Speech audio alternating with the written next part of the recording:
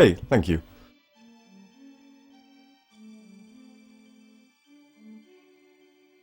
Alright, so this won't take too long, hopefully.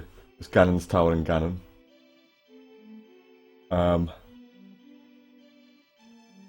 Yeah.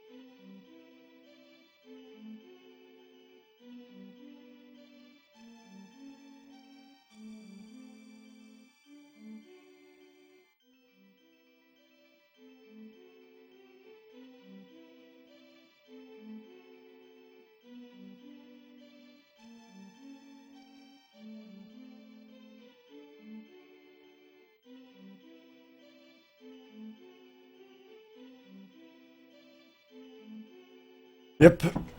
About to finish this up. Hopefully. I mean, it should be... yeah, it shouldn't take too long. What am I up to? Oh, yeah. I just left my Super Nintendo on, so it's at the same place.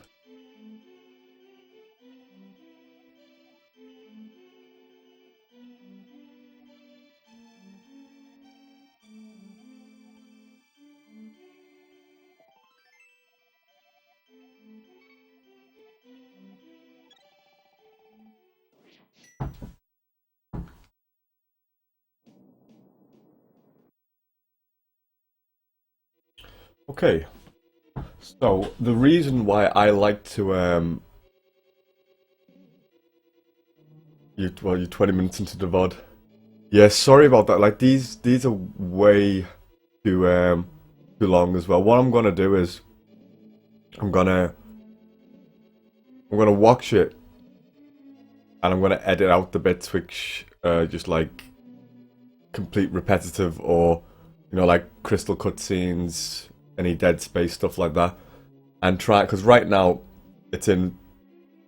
This is the third part. Part 1 was like 4.5 hours. Part 2 is like 4.5 hours, and this is probably going to be about like an hour and a half. So like that's over a 10-hour tutorial. It's pretty big for the tutorial, considering it's not a beginner's tutorial. Like they're supposed to be long. This is just like 10 hours of information which wasn't included in other tutorials. Some of it was, but most of it weren't. But I'm gonna edit it down to like hopefully a 5-6 hour video. Like a 5-6 hour video. I'll do that hopefully tonight and tomorrow, and then I'm gonna upload that to YouTube, and I'm gonna restream it as well and have a Twitch VOD of that.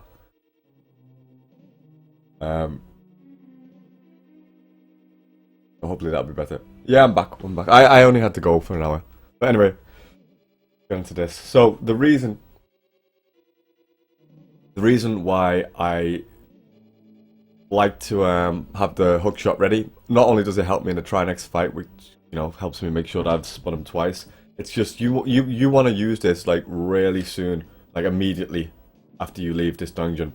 So you don't want to go into your menu and then come back and go into the position of an item dash. So you're coming out of it. Let's just pretend we're coming out of the dungeon. Just straight down, and then what you want to do is you want to kind of come out as nicely as you can and angle up, and then stop your diagonal. Go north along these.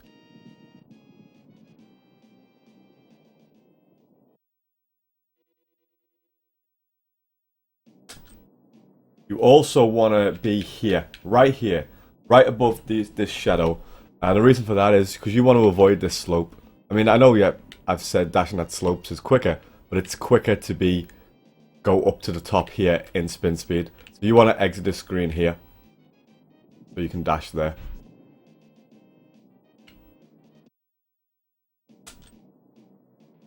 Yeah, like, so that's what, so I kind of come out, pressing down, I press diagonal out, and then kind of go up and try and, you can nudge across this hand if you can, that's what you want to try and do.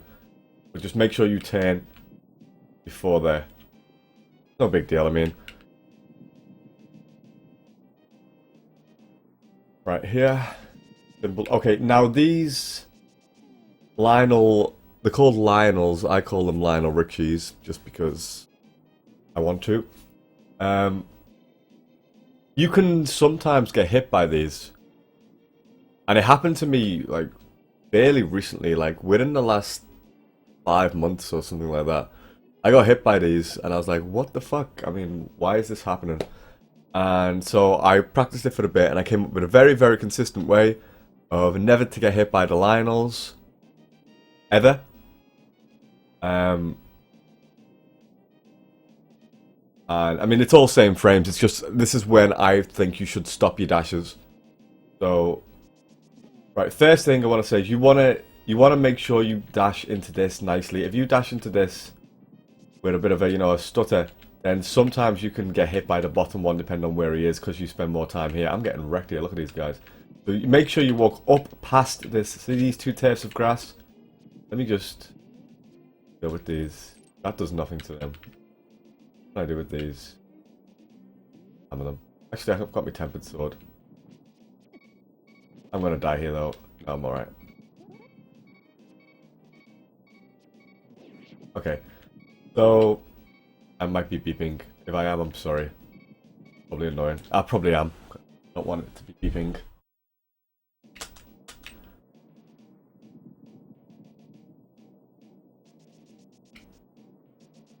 Well, let me just... So here, like, see this? To the left of Link, there's two pieces of turf of grass. You want to make sure that you're just slightly higher than that, and you'll go through fine. That's my visual cue for that. Now, as far as these guys go, I like to cancel the first dash early, and the second dash I like to go straight through the Lionel. So, like this. And this never gets me hit. First one early. Whoa, it did get... I got hit then. Okay. Okay, hang on a minute. Did I do something different? Oh, no. It was too early. You don't want to do it... You want to do it early... Sorry. You want to do it early, but you want to do it to come up by these turf of grass. That's right. So that he will come down here. You don't want him to be where he was there. You don't want him to... like, go over there. And the second one, you go right through him. And by doing that, I found I never ever got hit. Well, I mean, it's very rare to get hit anyway. It's just sometimes it can happen, and it's very annoying. Pump this down here, dash this, mash this. Now here, you do a sword climb, but you've got time to prepare. So you can do the same technique that we did in Swamp for Argus. So, but don't hold the sword button, yeah? Just hold it up, then... like that. And you can do it really low at the bottom.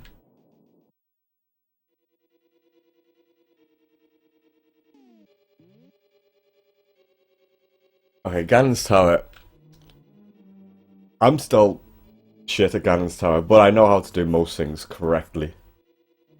But there are some things, some strats. I will touch on some of the really advanced stuff.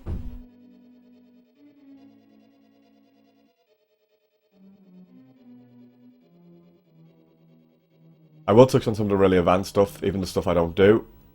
But if I don't do it, it's because I must have a reason. I don't know. I'll find out when we get to certain strats. Well, like Mimics, for example. I don't do Fast Mimics 1. To be honest with you, the only person who's really consistent to that is Jaden. But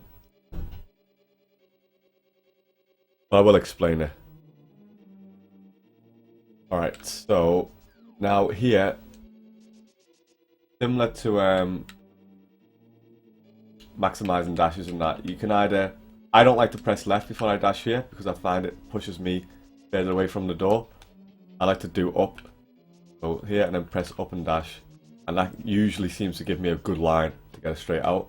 Whereas if I go left and dash, I seem to dash too far. I mean, I still got it. Oh, I still got it that time, but preference. Alright, so let's get into the actual dungeon bit. Here we go. Alright, this key, never get it. Don't get it, you don't need it. Slow as fuck. You want to cancel stair lag. Down here. Right here, you don't want to walk out the room too much before you do the hook shot. You want to like kind of diagonal into the room. You get a really early hook shot there. So that way you can get a hook shot and then you can kind of slide on the pot. And you can also, you can slide on the pot like that across. As opposed to, you know, doing this and whatever. But yeah. Now, you can either pick up this key, like you can do that and then walk to the left and walk up, which I think is better, or you can hook shot it if you really want, like you can, you know, do that.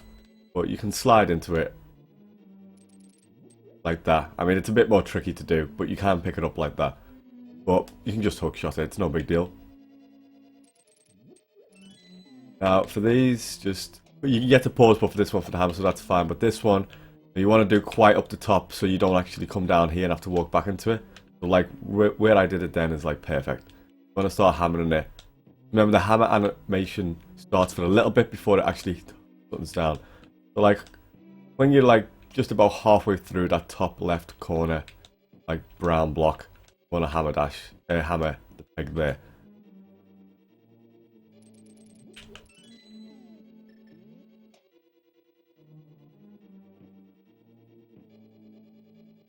Well, maybe you do want to do it lower. I'm sorry.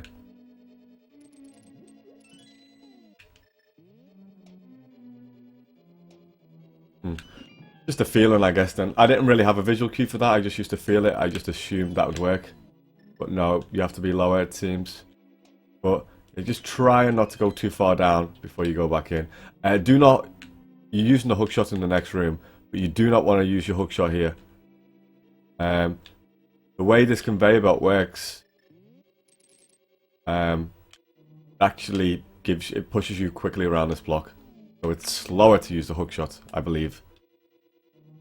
Plus you want to save the hook shot buffer for spike skip anyway. I thought you could hit those at greater distances. Anyway, it's not a difficult room, it's just a little bit like tricky, like finicky to do, but it's quite simple. Right, spike skip. Oh, this thing, that's not gonna do it.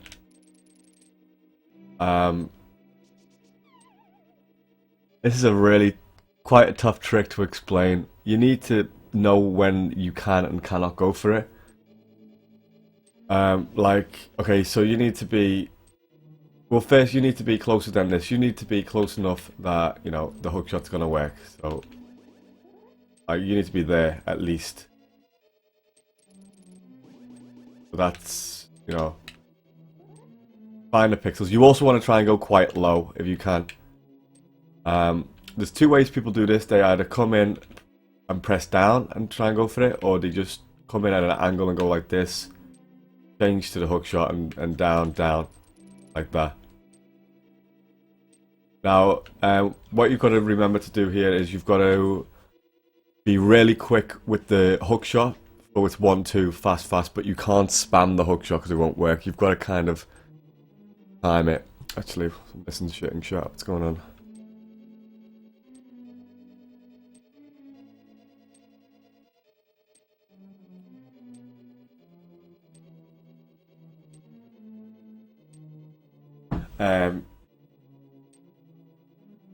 Yeah, so the way I approach this is I walk in, I hold diagonal through the door until Link gets like close to the bottom of the floor here, and then I just move to here.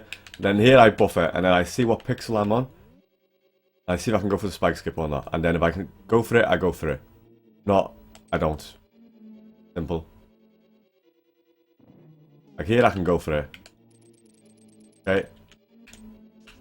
I can't bonk across that, can I? So what you need to do is you need to find the pixels, and then you need to find what pixels it works for. So just get a game saver and try each room, find a pixel, See if it works. If it does, make a mental note of that pixel. Keep trying. There's quite a few pixels it works for. If you don't want to go for it, that's fine. I mean, but like I said earlier in Maya, you don't want to do hook shots like this. You're not going for it. You don't want to go like this, you know, where you're moving left and right, thinking that you're maximizing the hook, because you want to go in with diagonals faster. So more like this, like that. See the way I'm moving diagonally towards the next spot? A little bit more trickier, but it's quicker. So you can. So if you don't want to do it, you can do this. Come in here. Probably change the. Whoops. This. Right. Now this little switch bit, quite annoying. Whoops. Because of the skeleton. Skeleton can give you really bad RNG. Now, if you go for the spike skip and don't get it, just immediately hook again afterwards, and you will get it. Now, when you come across this, what I like to do is, when you hook shot over, I'm gonna let me hook shot from there. You're gonna be a pixel away. See the way how I'm a pixel away from the wall? Or maybe two, I don't know. It doesn't put you flush up against the wall, it puts you back here. So what you're going to want to do is, when you slash this, you want to press down and slash it. Because if you're higher up, that's going to give you less time when you throw the boomerang to get down here. So, hook shot and hold down through the hook shot, so you go flush up against this. You slash that. Then you turn here and, you know, boom and down, either there. Or, if you want to save a couple of frames,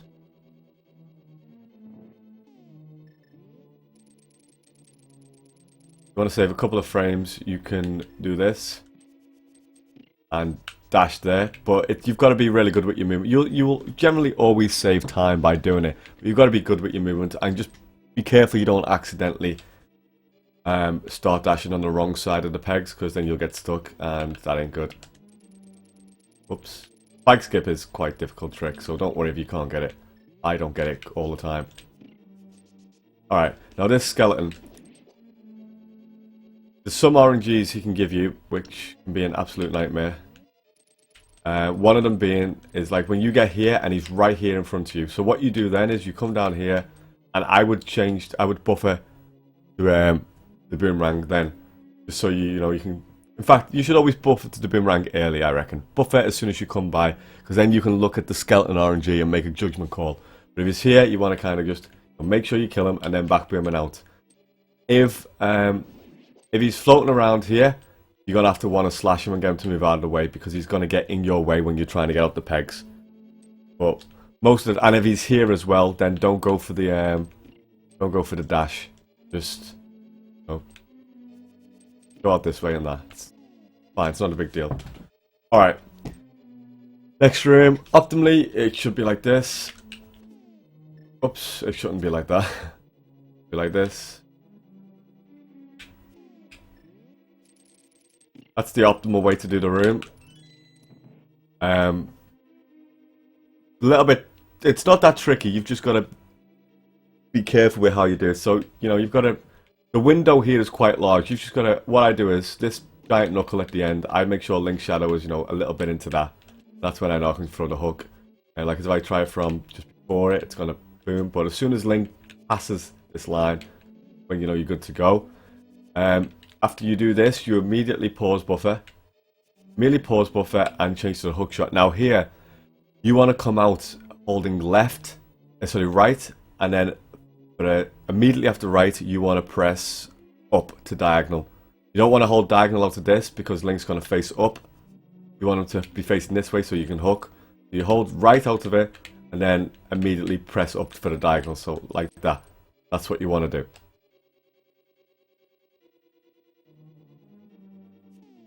So right, and then change diagonal. See the way I move up a little bit? And then you can get right into this corner, wait until that hits, then boom down here, hook down there, rather, and then do that. That's the optimal way to do that room. but it's also a little bit tricky. There's other strats you can do, like what I do sometimes is I just I hold diagonal out the door. I don't hold left out the door. I hold diagonal out the door to about here. Then I kind of come across here and line myself up with these pegs, like I'm in the middle. Then, you know, it's one down and one across type thing. It didn't work then because I went really slow walking. But that's the kind of way you want to do it, like throw down from around there. It look like this. That. That's fine. There's nothing wrong with doing that. That's really good. You can do that and it's okay. You can do this and not change to the hook shot at all.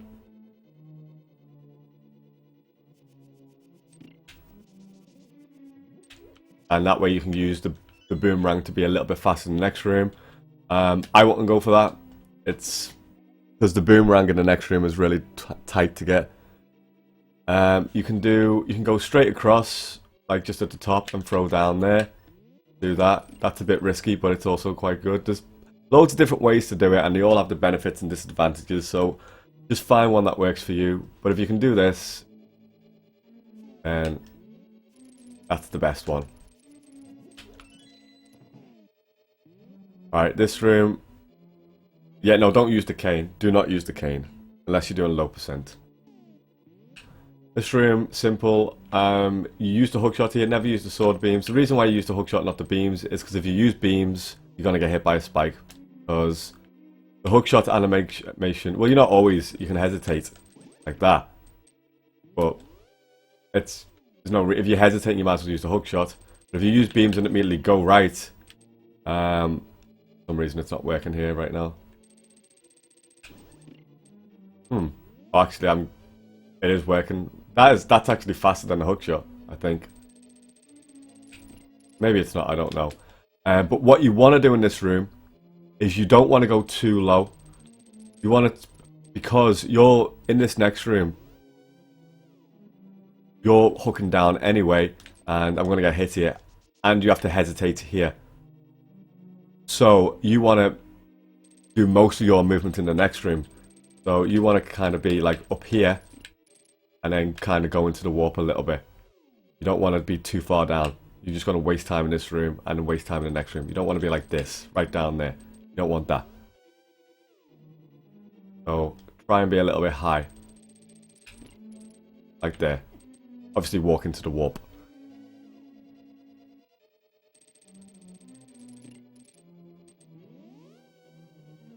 Here, hold diagonal to hookshot.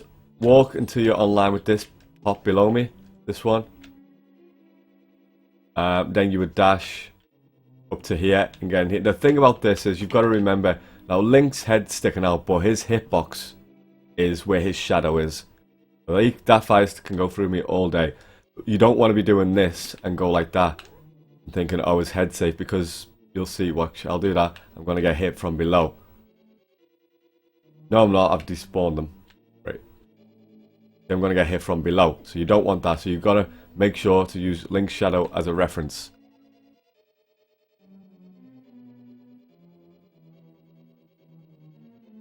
Oh, I saved. Way back. Diagonal.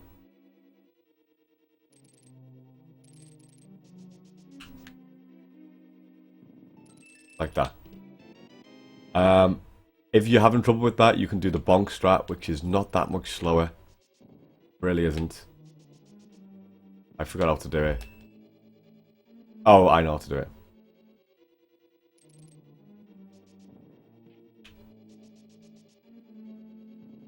Like, it's not that much slower, but it is slower.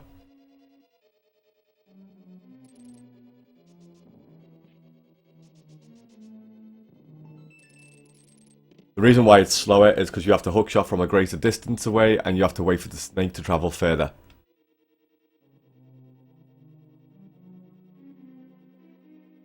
There is an optimal way where you take damage, but I highly don't recommend it. Not that one.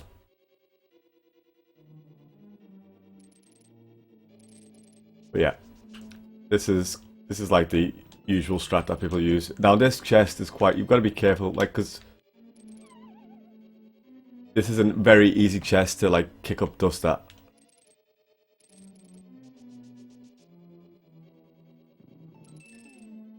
Very easy to, like, you know, do one of those with this chest, so just make sure you try and get in it. But ideally you want to, you know, because everybody wants to get it, you get it perfectly like that, and you can go straight through the door without having to move.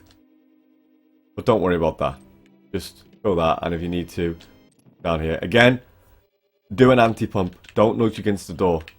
Do an anti-pump. Risk the anti-pump instead. So, like, I'm going to anti-pump just one. This is standard. Okay, this room, you don't want to press down when you hookshot here. You don't want to press down and hookshot. You want to hookshot from the starting position a little bit faster. And here, when you hookshot, you just hold down and it'll automatically walk around the pot and into the warp. Similar to, like, you know, in Swamp, when you hook down to the pot after pushing the stack shoe and you hold down and it pushes you around. So, like that. Here, hold diagonal and then just let go of it straight away. Not straight away, but good enough. And you'll always go around this. You'll be fine. You won't go into this warp. Hold diagonal. Hold diagonal. And then let go. And then pump a little bit into this one. Now, optimally, you want to press down and right here, like that. But it can be quite easy to go against the wall. So generally, people just like diagonal instead. But like that is a little bit better. But that's a little bit like just advanced movement for no particular reason. Okay, this little black thing in the wall, in between the two tiles, that's my reference. Get that in the middle of Link, and that's when I hookshot up. You can go further, you can go past that, you can be on the, you can be like right there, but I like to do it there, and you know, just aim for this general area. What I mean. And hookshot. This, you know, you just gotta know, you just gotta get a feel for this, and just get a feel, and you'll know when to bonk here. You'll know how far to walk. That just takes a bit of practice. There's no like hidden trickery behind that or anything. Yeah, anti-pumping is just pumping the down or right. So yeah, instead of up or left. And the same way pumping works is you get a 50-50 chance on each pump that you'll either be boosted or not boosted. With anti-pumps, you've got a 50-50 chance with each pump. You'll be slowed or not slowed. But it's still better to be slowed 1 pixel or 1 frame or whatever than it is to rub up against the door frame. Always. So rubbing up against the door frame can lose you like 5 to 10 frames, depending on how bad it is.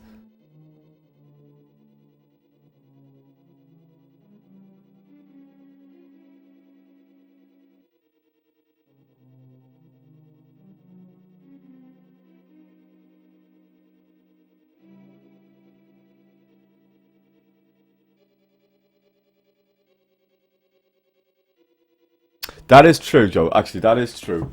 You can buffer to bomb here, because I'm going to show you a strat in the next room which doesn't require the hook shot anyway. So you can buffer to bomb here, if you're a bit worried. So I guess you could do that, if you want. That's actually fine. Yeah, you could do that. Because now, there's only 2 ways you should do this room. There's the optimal way, and there's my way. Shouldn't do it any other way. The optimal way is something like this. That's the optimal way.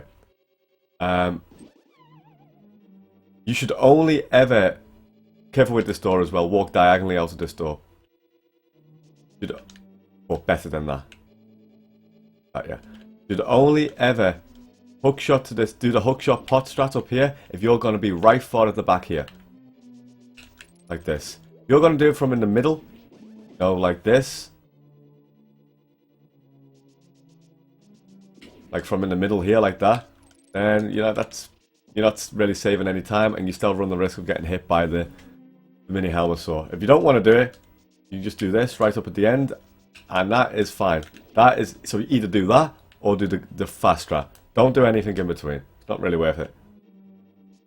So go all the way to the end. And that mini Helmosaur will never ever be a problem. He'll never ever knock you off. Ever, ever, ever. I promise. You want to be optimal and save, you know, a few extra frames. Go here, just dash a little bit through there. You don't want to. You want to be quite far away from the Helmosaur when you do the first dash. Like you just want to do a little one like that, not like that. Like that, because it runs the risk of him otherwise catching you. Then this is where I change to bombs and then pump up here. Now right here is a good place to shit some bombs if you accidentally got too many in E-Rock.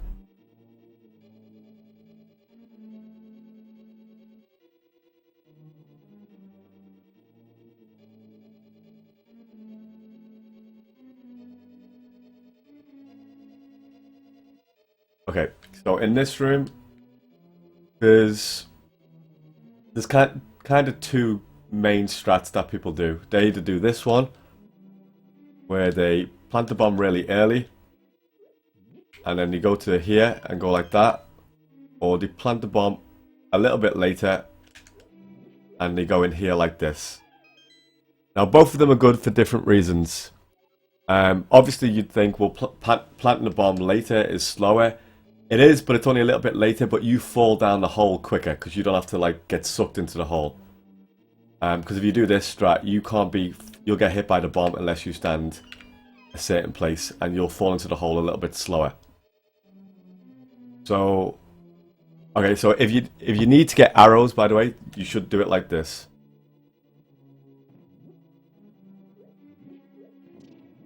That's how you should get the arrows. I'll just show that once more.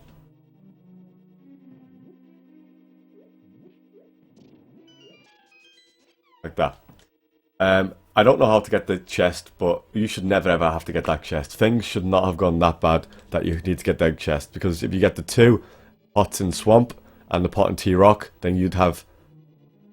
Sorry, yeah, if you get the two in Swamp and in...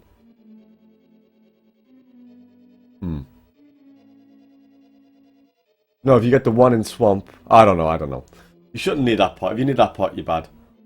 That chest either. Right, if you're doing, I recommend, I don't really like this way. I don't like doing this one because it requires better movement. The good thing about that one though is it puts you in a nice position for Armos, but that's fine.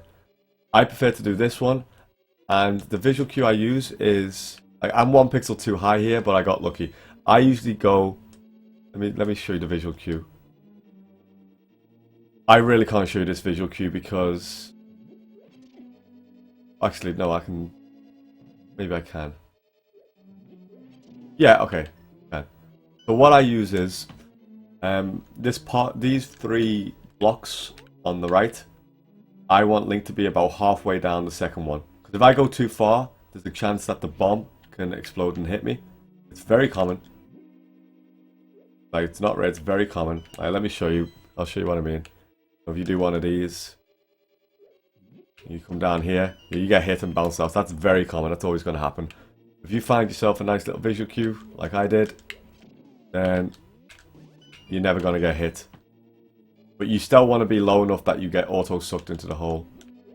Like that. That's what I usually do.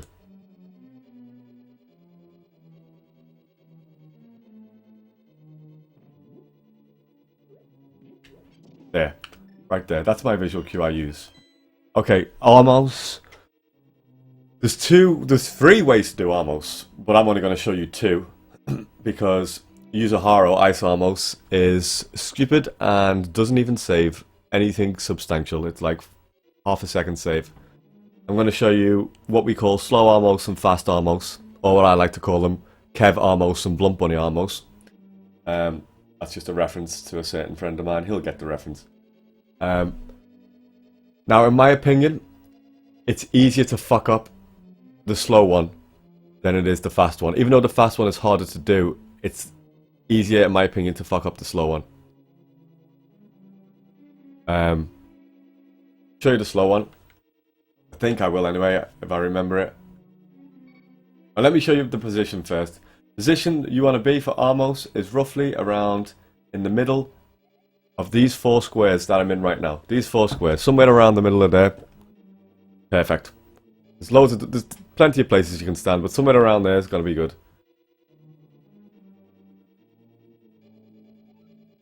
So you come up here. Actually, how do you do the old way? How do you do the old way? You know what? I'm not even going to show you the old way. If you've learned the tutorial, you'd already know the old way. But this is the fast way. It's what you want to be doing.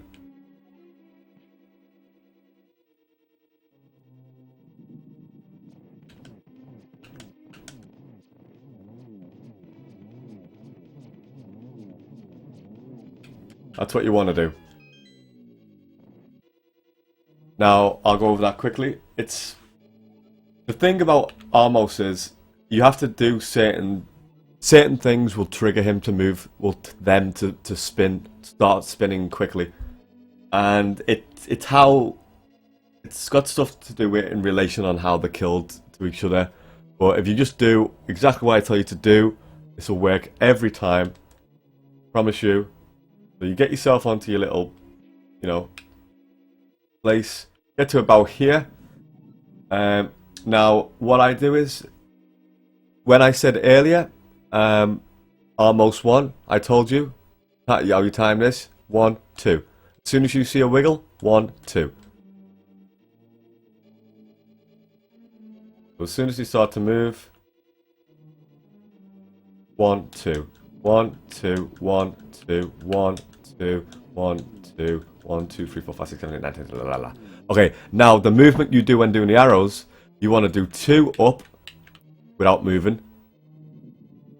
Press left, 2 down. Press up, 2 up. I'm doing it really slowly just to show you. 2 up. Alright, it's 2 up. Then you press left, 2 left. Then you press up, and then it's 1 up. Then you start pressing up, and then fire the other one up. That's going to kill the second one. Then you hesitate, fire 2 more arrows, which is going to kill the top one. And it's that hesitation which causes them to move fast. You have to do that hesitation. If you don't do the hesitation, it'll just go like this.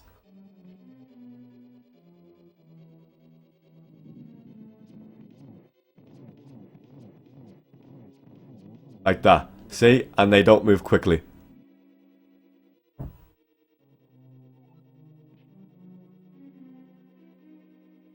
Oh. 1, 2, 1, 2, 1. Start moving. 2, 1, 2, 1, 2, 3, 4, 5, 6, 7, 8, 9, 10. Hesitate, dash. Really easy once you practice it. You just got to make sure to get that hesitation in and to start moving north exactly when I said when you start moving north. There's different ways to do this, but this is just my way of doing it and it works. 1, 2, 1, 2, 1. Start moving. 2, 1, 2, 1, 2, 3, 4, 5, 6, 7, 8, 9, 10. Slowly edge closer and closer to the door as you're doing it. You can be even more optimal and get close to that door really early, but it runs the risk of running into them like this. 1, 2, 1, 2. Like that. But see, I ran into them. But you can do that.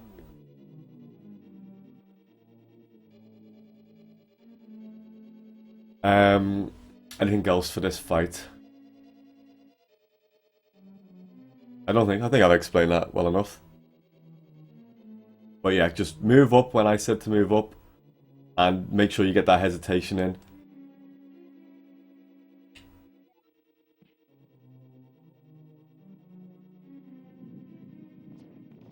Oh, here's one point. You want to make, when you fire those first 2 arrows, you've got to make sure that one hits each Armos. See the way, look at the top right and the right one. There's an arrow in each one. You don't want to fire the 2 arrows too quickly, because otherwise they'll both go in the far one, which means the first one won't die when he's supposed to. You don't want to do that.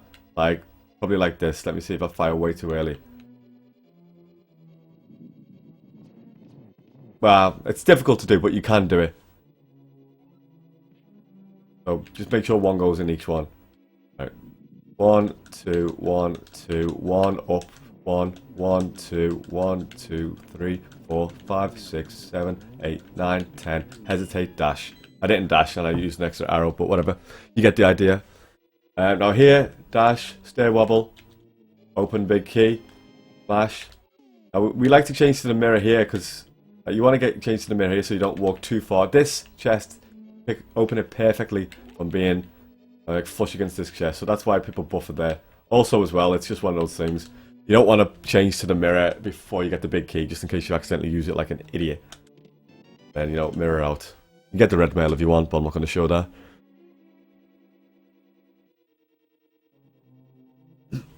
Okay, here, as this is what I do. As soon as I mirror, think arrows, arrows, arrows, and just do it there. Get the arrows, get them out the way.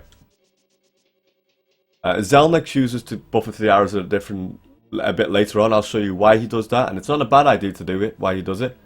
But as somebody who's seen people mirror at mimics, not naming any names, Blunt Bunny, it can happen. So if you've got them out, you know, you've got them out the way. Now this room, there's a lot that goes on in this room actually. Now, if you've got beams, you do beam strats. If you've got no beams, if you've been hit by an Armos or, you know, in the first third of the Ganon's tower, then you're going to have to use arrows. Arrows is slightly slower and can cause a bit of lag on the screen. So it's nice to have beams. Now, I don't dash down. What you can do is you can slash and then dash down like that before you dash to the side. I don't like to do that, and I'll tell you why. I'll explain why I don't like to do that when I show you this bottom one. So let's just do this. I'm gonna out the way. Alright. So when you come across here, I'm actually gonna save this because I can just mirror it out and show again. When you come across here, you know the way you have to take damage on the spikes and then dash as far as you can here. You want to dash like so soon, as soon as you take damage. So because it will maximize this dash. So what I mean is, like if I don't maximize it like this, Link kind of stops about here before this blue. You don't maximize it. You know, if you do it like about there, you'll stop there. Also, if you rub up against this pot. Right, guys, in my way. You rub up against this pot. Sorry, I should be on the spikes first. Gonna do the same thing and slow you early. But if you do it really quickly, and, you know, like not up against the pot.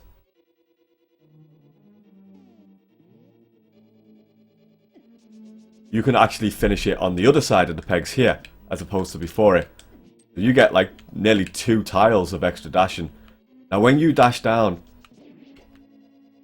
it's really difficult to dash down and still get this dash at the same time. Not impossible, it's just really difficult. Dashing down is still faster. It's faster if you can dash down.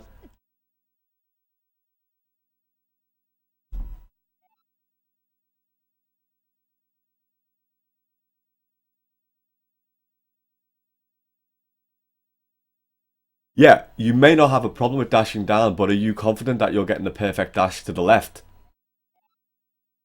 Because that's what I mean. If you're dashing down and not getting a perfect dash to the left, then you're losing time. But if you're dashing down and getting this perfect left dash, you're saving time. But if you walk down and get the perfect dash, you're saving time over dashing down and not getting the perfect dash. This left dash is far more important than dashing down. See, there we go. You said that you're rubbing up against the pot. If you're rubbing up against the pot, then you're losing time. That's what I'm getting at. Now, Zelna does this. He dashes down. And he does lose time a lot of the time, but sometimes he saves time. He takes the risk. But for me, I don't think it's worth the risk. I don't like to go for it.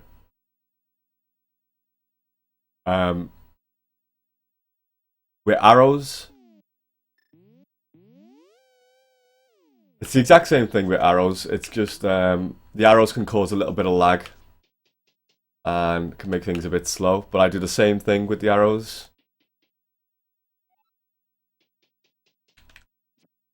The lag there. See, I finished my dash over here. It's good. And then when you're pushing this, see, this is where if Zelna's got sword beams, he'll buffer this. He'll do this, buffer to that to try and get, you know, a first frame push. But like as soon as you see them, it starts to disappear. But I think it's best to keep the arrows out early, just so you don't forget. But you know, do whatever you want to do. These are just, I'm just showing you the different options. There's many things to do here. Now here, make sure you cancel the diagonal on that door. This is an automatic door that will suck you in. So you have to turn right early, and you have to do it on the spikes. I've knocked into the pot there a little bit. So yeah, so come down, turn right early, while still on the spikes. If you try and do it closer to the door like you normally would, you're just gonna get sucked in and get a slowdown. Okay, mimics. Right now, I'm gonna show. How many strats for mimics am I gonna show? I think just 2.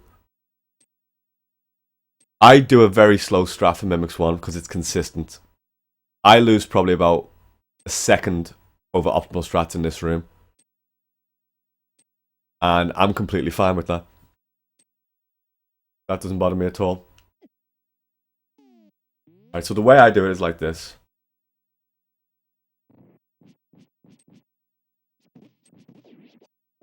I don't do it like that.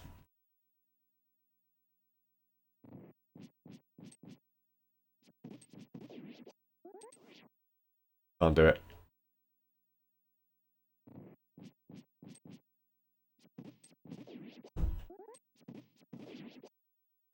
How do I do it? Oh, I know. The way I do it's like this. I remember now.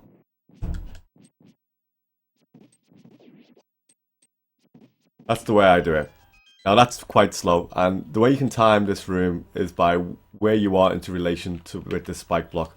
The reason why I do it like that is because it's very consistent, and the spike will never ever be a problem.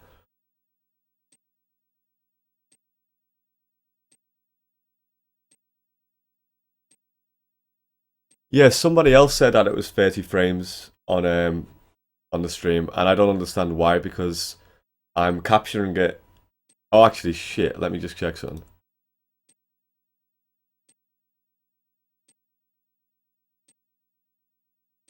No, I'm capturing it in 60 frames per second, and I'm broadcasting at 60 frames per second. I don't know why you guys are seeing it in 30 frames. I really don't. I think there's something wrong with my capture card being fucked for like the last couple of weeks.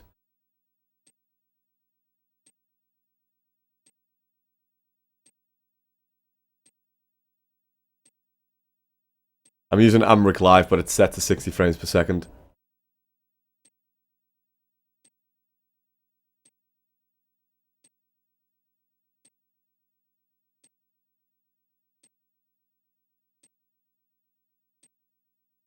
Yeah, it's strange, but oh well. I don't really care. It's just a tutorial.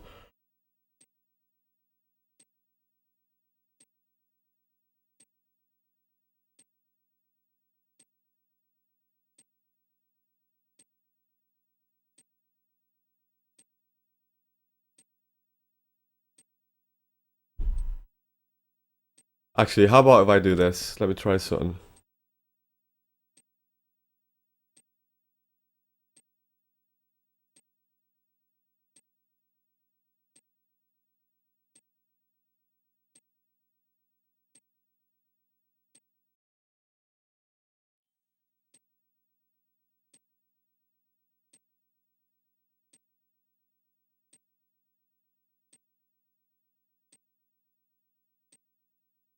I wonder if that's changed anything. Let me get on the pegs.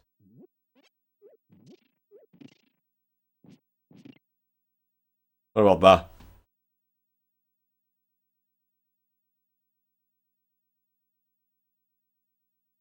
Watching my stream, see if that's changed anything.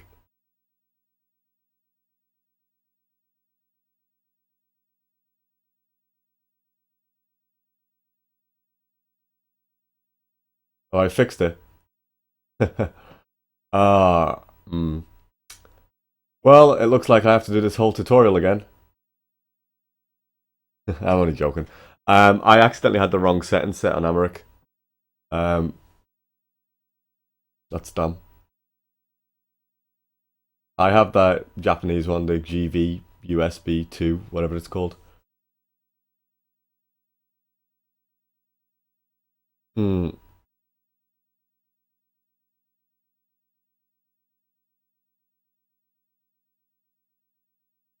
Alright, this really pisses me off now. There's no way I'm doing the whole tutorial again. No fucking way. Sure, it'll be fine.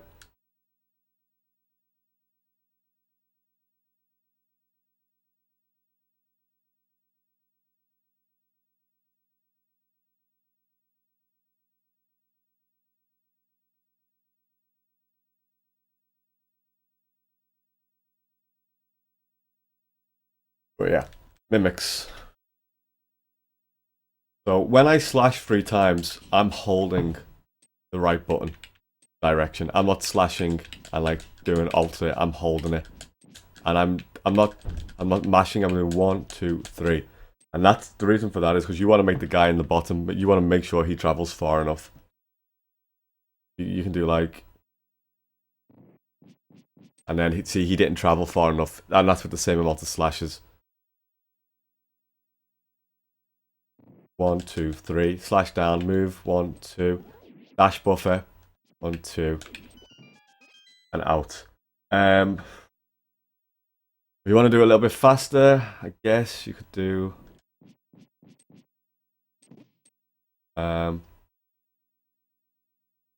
do this.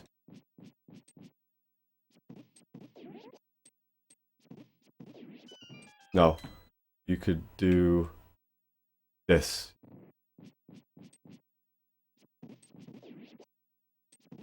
That's a little bit faster, but the reason why I stopped doing that is because of that. I kept hitting the spike.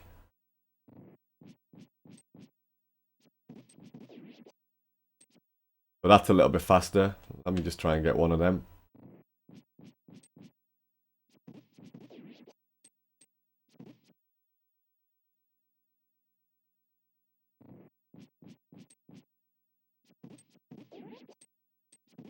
Oh, like that. That's what you want to do. Something like that. But I could go on about this for ages. The optimal strat is like the hardest strat in the game by far. The optimal strat for this stream is the hardest strat of. I can't think of anything harder than it. Even hovering's not as hard as it. But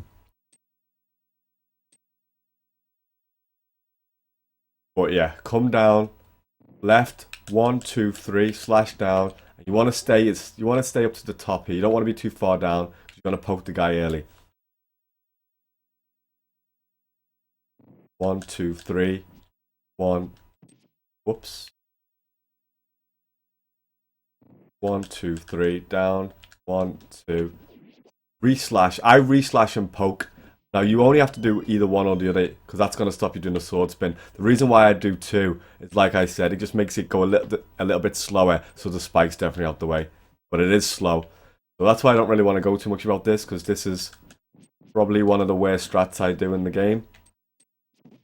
So ignore that. This I'm just going to show you 2 strats. The easy one, which I fucked up. The easy strat.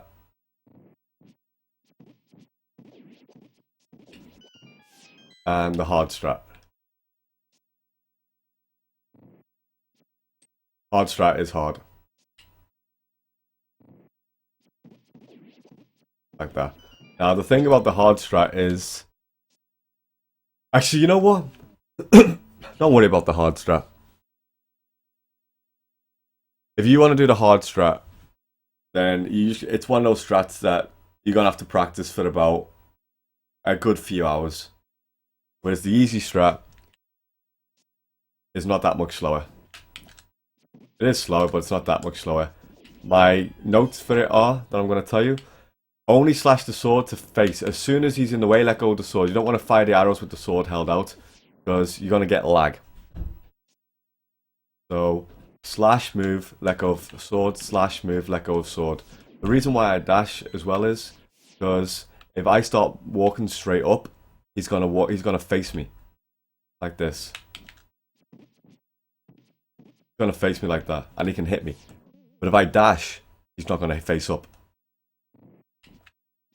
But the dash isn't faster; it's just to stop him facing up. And then if I see this laser's gonna go, I move to the right, try and avoid it.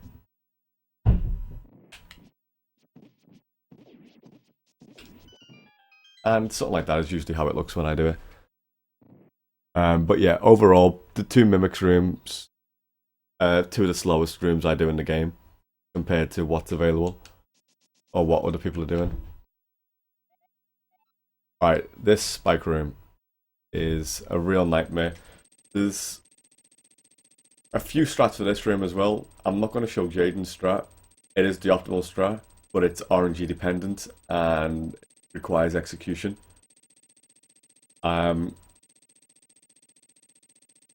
2 ways to go about this. You can either try do this.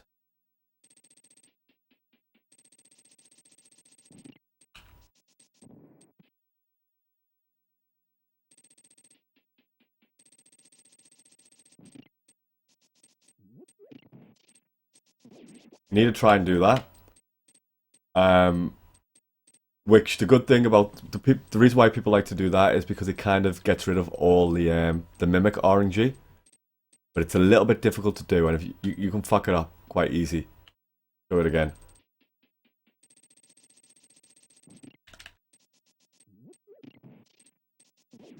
But it gets rid of that red RNG, or you can do the old-fashioned way, which is kind of like this, but you can get fucked by RNG and you can still get spiked.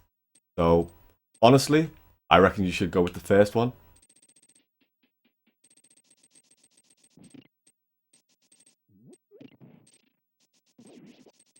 Like, I got spiked, but at least that wasn't too bad. Now, let me go over it and break it down then. So, obviously, there's quite a big gap here. Like, you can dash, like, not a big gap, but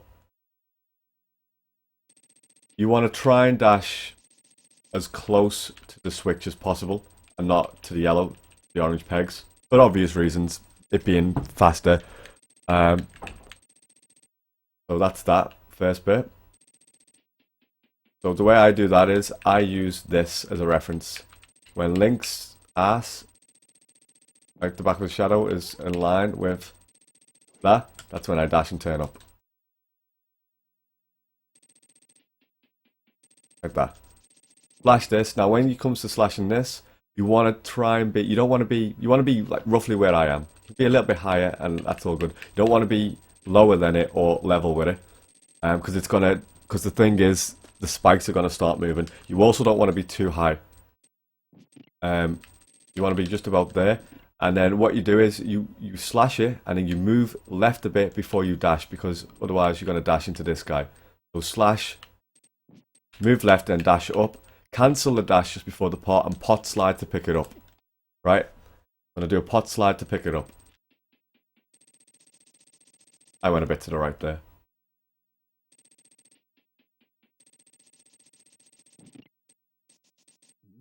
And then you start dashing immediately as you can. So by that, what I mean is, like with the old strat that you usually do, you'd wait till you get around here. You want to start dashing as soon as you get around this pot. As soon as you get to the top of it, you dash around it. And with a bit of practice, it's not too much of a deal. Quite an easy strat. You will get spiked occasionally. I mean, sometimes that shit just happens. I don't fucking know. A little bit of bad movement and you get spiked. But you'll never ever have any trouble with the greenies and the reddies. And that's why this makes this strat good.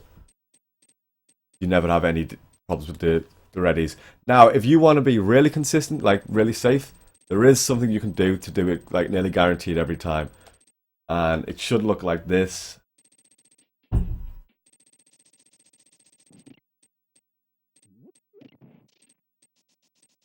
But that will work every time, but it's a bit slower than the other one. And I'll explain the difference in what I did there. I did the opposite of what I said before, and I dashed up along this orange thing. And then you know, did the normal thing here, pump through this, pick up this, and then I start dashing way over here, slightly past the orange pegs. Bit of a safer strat, but consistent. And as long as you slash that switch well and have decent movement, you should be okay, and the ready will never get you as well, because you're too far to the left. But I recommend this. This might not work, actually. No. But I do recommend that.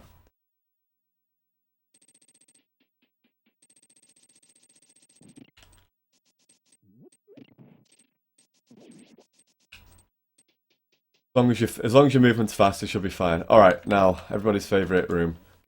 Not gifted with greenies, what's it called? Ganon Ball Z. Alright, Ganon Ball Z has 3 different RNGs. 3 different RNGs. I think. Or there's 3 different ways to approach certain RNGs. Right. So, obviously wherever this first one shoots from is different every time. Not every time, but there's different places you can start shooting from. So the way you want to approach this first is you want to hold diagonal through the door straight up to here. Hold diagonal until he touches this rail, and then move forward. Now, depending on what RNG you get, that's what you do differently. So straight up here. Now here, I want to do this. Now, if he fires it a bit far and late, like he did over here, you walk a little bit past it and then walk up a bit and dash. If he shoots it really close, like over here, you want to walk up and dash again, but you want to do it, you know, immediately after it, so it's about to like touch your bum, like this. So you want to be like this close to it. And if he does a middle one here, you want to just walk close bum again, but don't walk diagonal up. They're the 3 different things you want to do. Here, walk a bit, then diagonal. Here, stop and then diagonal. No, I got that one wrong. Oh, hang on a minute. I've loaded in RNG. Yeah, it's all about the... Oh, that sucks. It's all about the first cannonball. Oh, that's not good.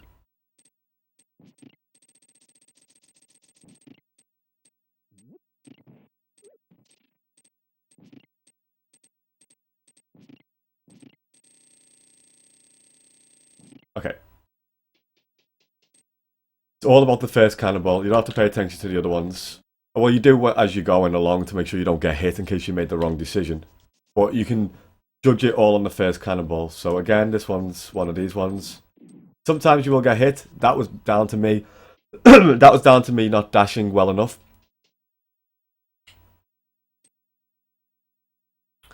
It's yeah, see over here, each shot over here, that's quite far.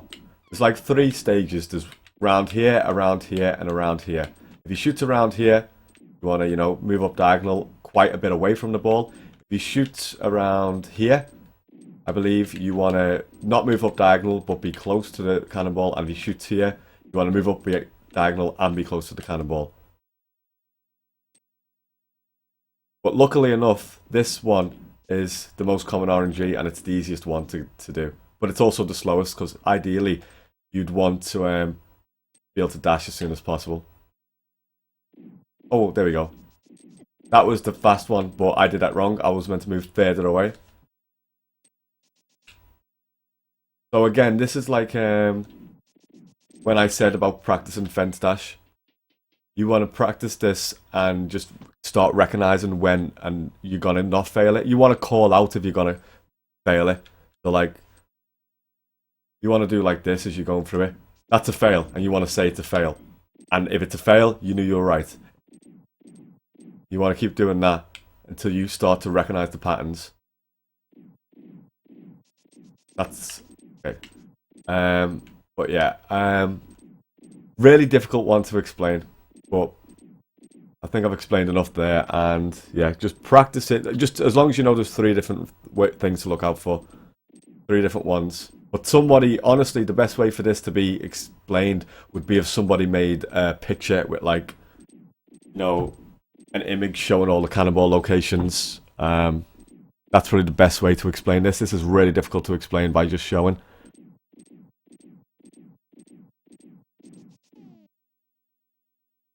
Alright, so Gauntlet. I'm going to talk a bit about Gauntlet. 5 rooms of hell.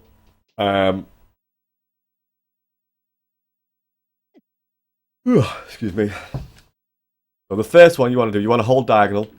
You want to hold diagonal and arrow the first guy. Then you want to come here and then you just have to play it by ear. The thing about this room is though, even though there's 4 different enemies, there's not that many different RNGs. I've probably locked in an RNG. Yeah. So so obviously you get rid of the first skeleton, and then this blue guy, you just want to always slash him, and then the skeleton here, unless you're really close to the Southfo, arrow him, because he'll just jump away. Although if you do try and slash him here, he will always jump here, where you can arrow straight down there. Only in that RNG I just got then though. And then, you know, kill the red on the way out, preferably with a dash. You can, like that. Always nice. Watch out if he's going to shoot fire at you. If he does, just bring your dash a little lower. But yeah. Not too much going on in this room. As long as you just kill him in that order. Kill the first skeleton first. Then you kill either the blue or the skeleton here, depending on where they are. Like the blue can go south. If the blue goes south, fire an arrow into him as well. And then kill the skeleton and then dash and kill the red. Sometimes the blue will go over here, you'll kill one skeleton, another skeleton, and you can dash and kill both of the horses. When you do dash over here though, try and go all the way to the end, so you're like on the conveyor belt, but you can, if you face that way, you can be on the conveyor belt, but you can walk down kind of like that sometimes, and not get pushed back up.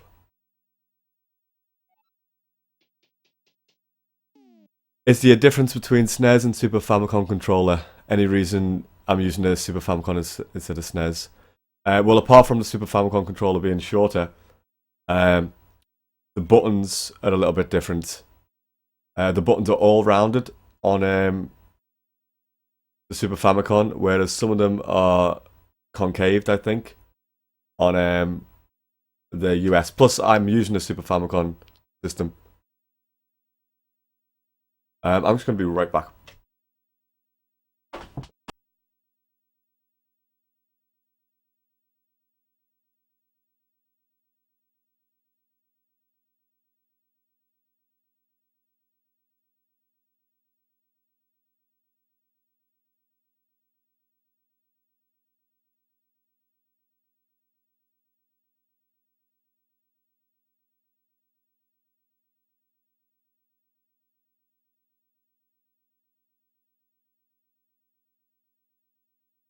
Sorry about that.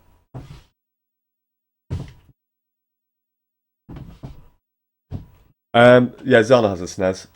SNES are fucking ugly. Well, at least the American ones.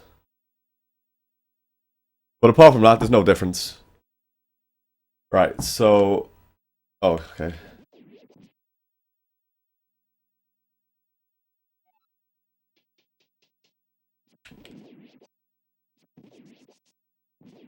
Alright, so the second room. This is one of the hardest rooms in Gauntlet because it's 3 of these guys and these guys are dicks. So obviously you want to take out the top one, and then ideally the one in the middle, then ideally the one in the bottom.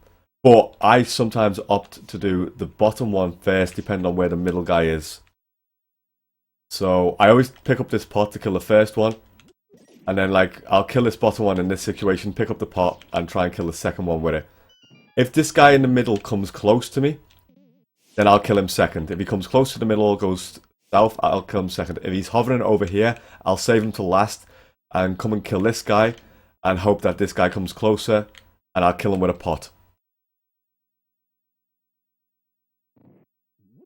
He's not really close to me, this guy. So I'm gonna come over to me, I'm lucky. Because the thing is, he gets on the conveyor belt, he will eventually come to you. He'll be swung all the way around. Right, see, this is a good one. This is kind of what you want. But the thing about these Stalfos is you've got to get really fucking close to them. You've got to get really close to them when you slash them. Otherwise, they're just going to jump away. Like that. and then they shoot bones at you, and that's done. Remember, you've got arrows as well, so like there'll be lots of times where they're going to jump to these bottom corners. If they do, arrow them.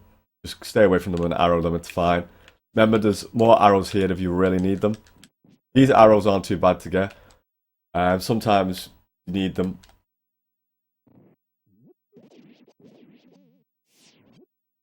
See, and use the pot to kill him. Fortunately, the thing got in the way. But yeah, see like that? I went up to the top here and got him. Don't start on conveyor belts chasing him like this, because he's going to just keep jumping away. Make sure you are sure that your sword is going to hit him before you start going all ninja on him. Like that. Like that. Room takes a lot of practice. Just getting good at killing Stalfos.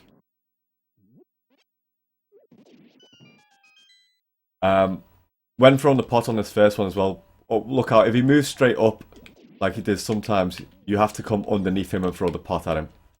But if he moves any other direction, you generally can just throw it at him, like normal. You like, there we go. But yeah. Practice.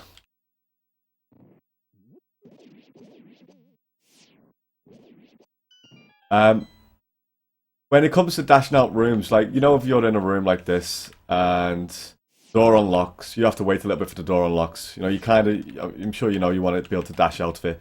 Might as well dash out of it because it's a little bit faster if you do the dash correctly. See if I can do an example here. That was really good RNG though.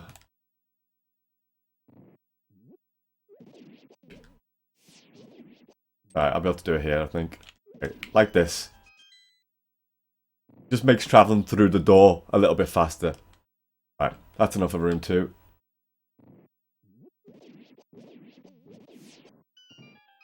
Alright, room 3. Also a tricky one. There's a lot for the eye to take in this room, and people just get confused and scared and panic. Hold diagonal to kill him, and then go across to kill him. Follow him round, something like that. Use this when you come around. Well, use this conveyor belt to make you move. You've just got to remember that these spikes. There's no reason you should be walking into these spikes, because if you look at the room now, there's no conveyor belt which is leading you towards the spike. The conveyor belts to the side are going up and down, not left or right. The conveyor belts above are going left and right. There's nothing here leading you into the spike. So if you walk into the spikes, it's your own fault. It's not to do with the conveyor belt. There's gaps where you can go in between the BMO statues and the spikes as well, or when they're on either side. So you got to look out for them as well. But yeah, you always kill the one to the right first. The one to the right will always give the same RNG. It's the other two you've got to look out for. You've just got to, again, you've got to practice this. You've just got to practice Gauntlet. I mean, just practice Gauntlet for hours and hours. Just what you got to do.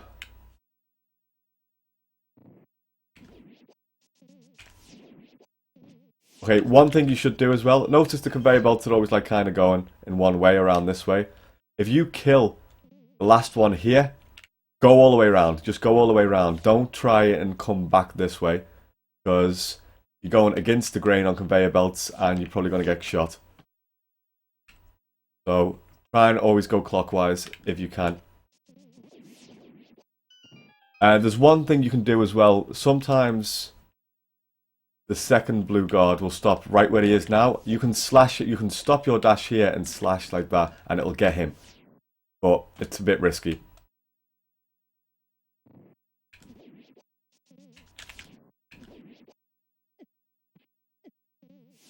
See, this is where things go horribly wrong in this room. Just don't panic and take it easy in this room. But I reckon, for me, it's still the hardest room in Gauntlet for me at the moment. I'm pretty happy with all the other rooms apart from this one.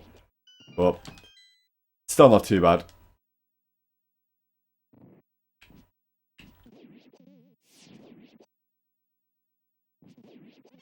Okay.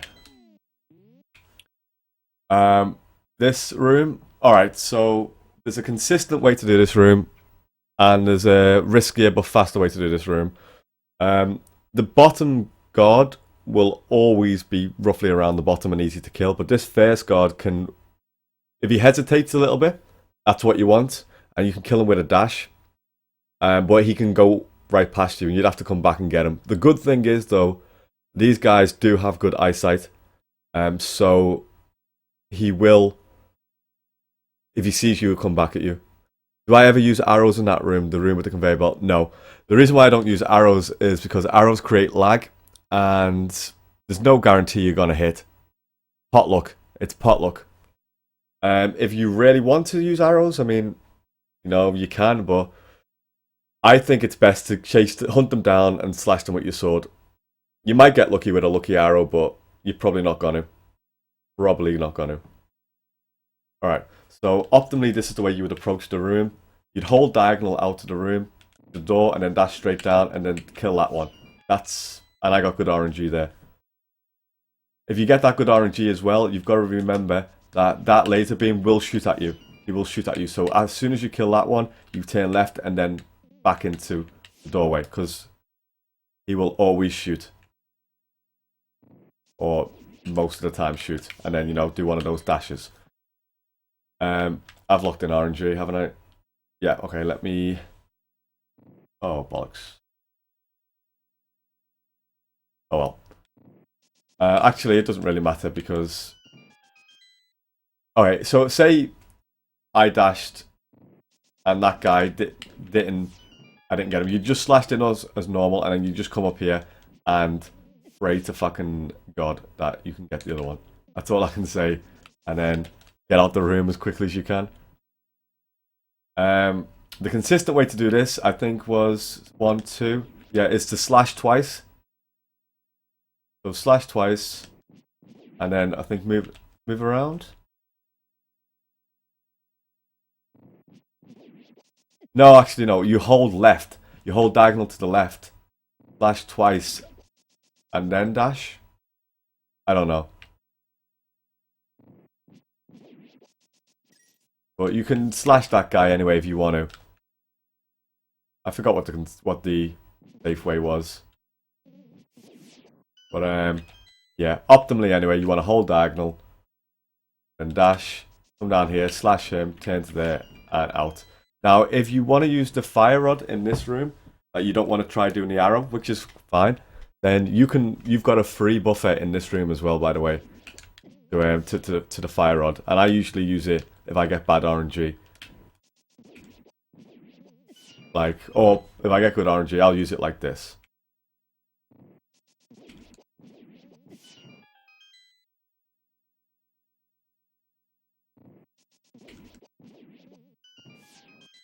Like, you know, I don't know, buffer that or whatever. But yeah, if you are going to use the fire rod, hang on, let me get a save ready for this.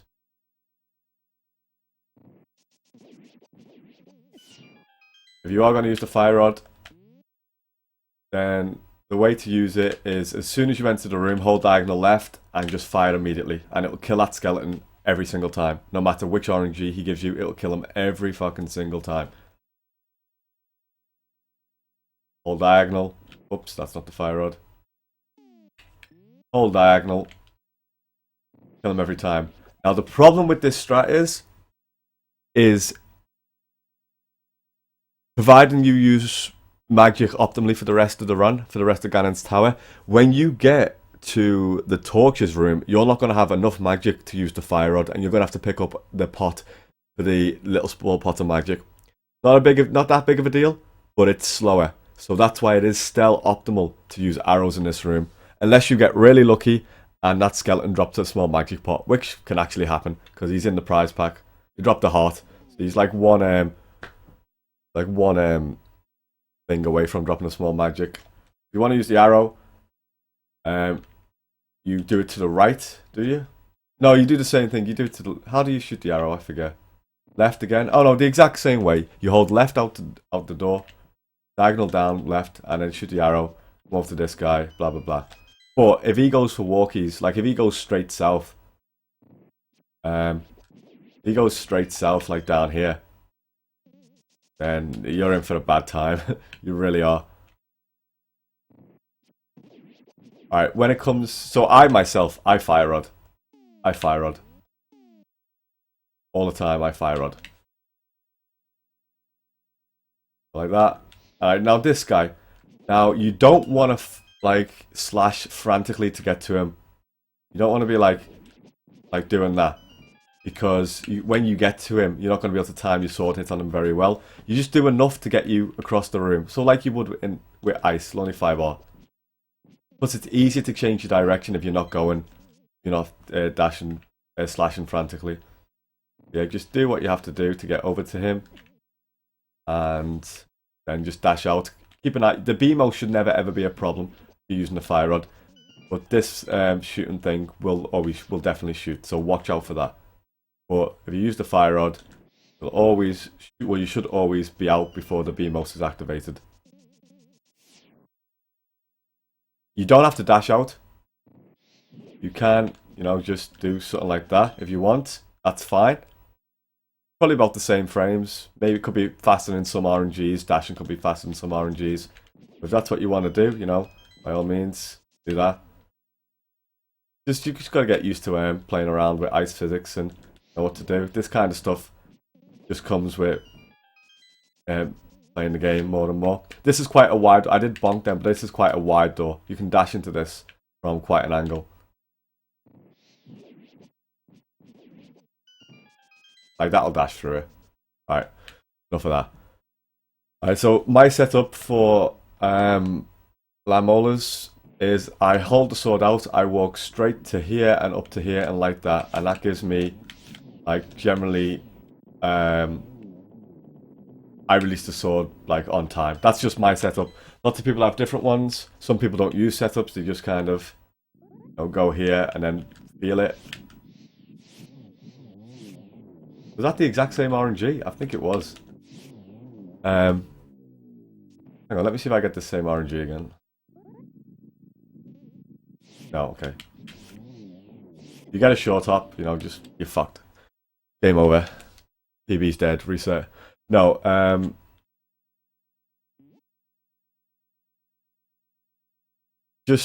okay, so this is another bad point about using the fire rod. You don't get to be able to buffer the sword spin here. Like, if you still had the arrows out, you could, you know, and then buffer to the fire rod here. But you've just got to... The better you are at the actual Lamolars fight, the better you're going to be at this, because it's, you know how the patterns work. But Lamolars 2 is not a difficult fight. If you cannot get a 2-cycle every time, apart from like a rare occasion where something really goes bad and you get a 3-cycle, but if you're not at least getting 2 cycles every time, then you should go and play Mario.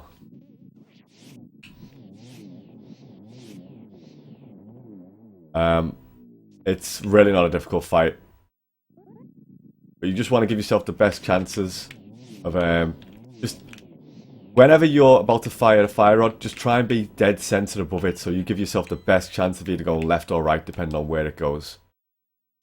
You will get dick RNG where like one will go to the left, like this one could fly all the way to the left, then this one all the way to the right, and then this one gives you a short hop, and you could end up like having a complete disaster first cycle. And they're the type of fights where you might get like a 3-cycle. Don't worry too much about wasting all your magic.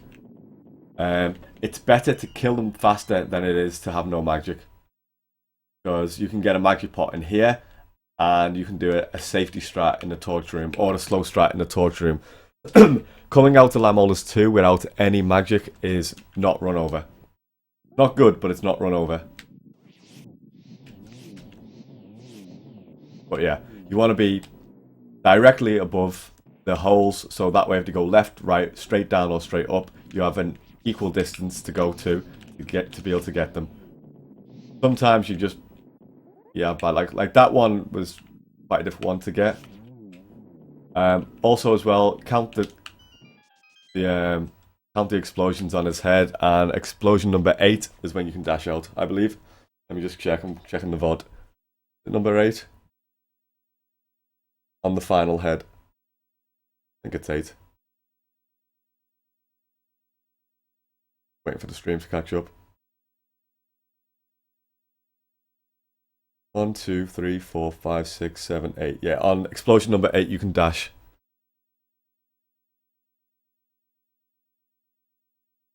Yeah, you use a spin attack and fire rod.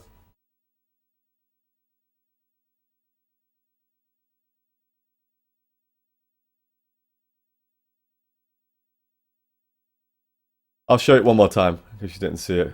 Green Lennon.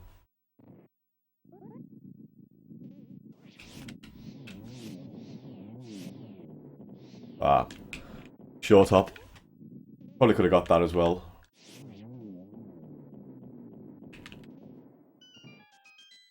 Alright, yeah, but as you all know, there's magic in there if you need it. And a heart there if you need it. I'm going to get this magic just to show you what it looks like if you did do the arrow.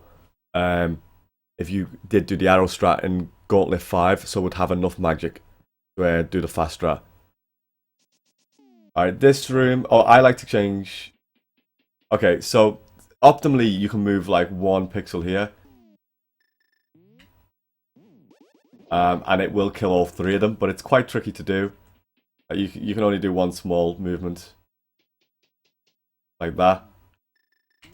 And that will kill all of them, and you won't have to move to the right. The reason why the door took ages to open is because I hesitated at the top of the room, so there was still Wizrobe beams. But yeah, optimally that's what you want to do. I don't do this strat, but I'm just showing it. Right, that's it. Yeah, that's how you want to do this room optimally.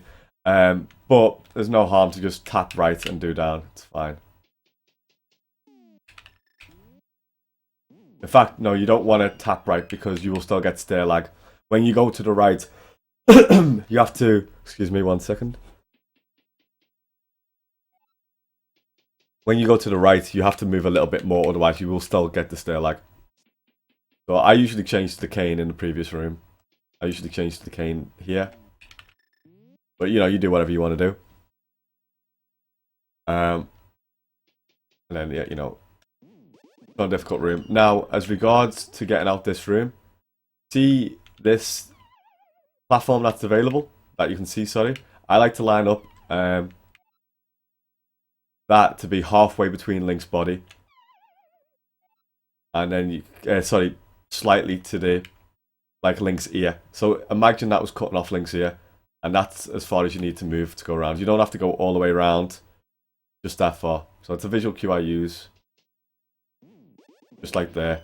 And then that way I'm not going too far to the left. Here you pump. And then here you only dash out this room if you're confident that that red guard is far enough away that he won't get you. Because he's basically a Usain Bolt type person. So he will get you. You can sometimes get knocked out your dash by those guys as well. And it's really annoying. Just be wary of that. He can knock you out your dash. See, he was far away. I was safe to dash. Alright, the Josh Robe room. That's that. You want to be quick. Come straight up. 1, 2. Don't hesitate before you fire that block. 1, 2. 1, 2. And then move up and kill that guy. Try and slash this guy from as far to the left as possible to save time it takes to walk out and time it takes to kill him, which ultimately opens the door. 1, 2. And then from there, straight out. Very easy room. Very easy room. You'd have to be some kind of fool to fuck up that one, eh? Right, this next room. These guys can knock you out your dash fairly easily, which is why you don't generally see people dash straight up. Let me just load a save for it. Which is why you generally don't see people... Actually, I'll just walk into it.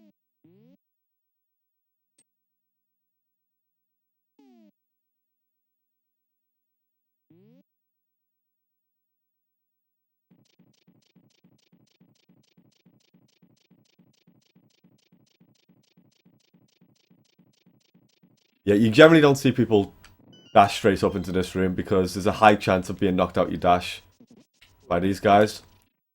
It's not a high chance, but it can happen.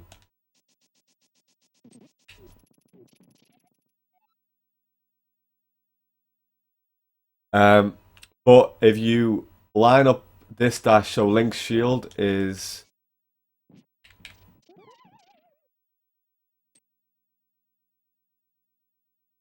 like that, or I think it's actually one more pixel over like that, something like that. There's a pixel which is more generous than the others, let's say that. So that's why we just like hold diagonal out to this and dash more along here. And we seem to get hit less. I mean, it's not a big deal because you're going right anyway. But it does slow down your dash a little bit because you don't maximize it completely. You can do this if you want. Hold right out the door, change to the lantern, and buffer it. That's what I do. And that way I still maximize one of my dashes.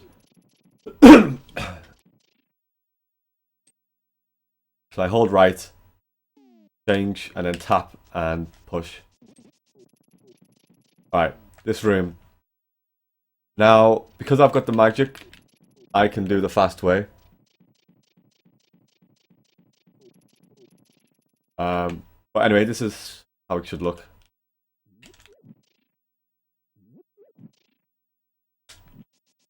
Not like that. Shouldn't look like that. Should look hopefully like this. This isn't going to work either. The whole diagonal, turn that. I'm being quite slow here. I'm going to get hit. Yeah. If you're fast enough here, you can torch dash there. And the hard thing about it is picking up the pots, throwing the pots, and lighting the lanterns. You kind of want to pick up the pot. Because the thing with lanterns is you can lantern from quite far away. Like, see, I'm not actually close to that lantern. That's what you want to do here. You want to pick up the pot and like kind of tap it into positions.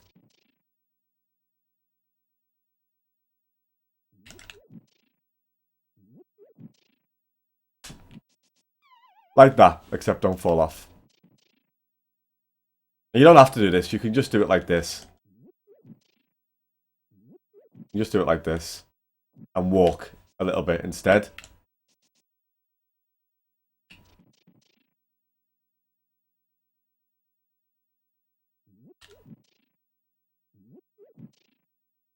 You can just do that and walk to there and dash, and it's fine. But optimally, and I will do it once.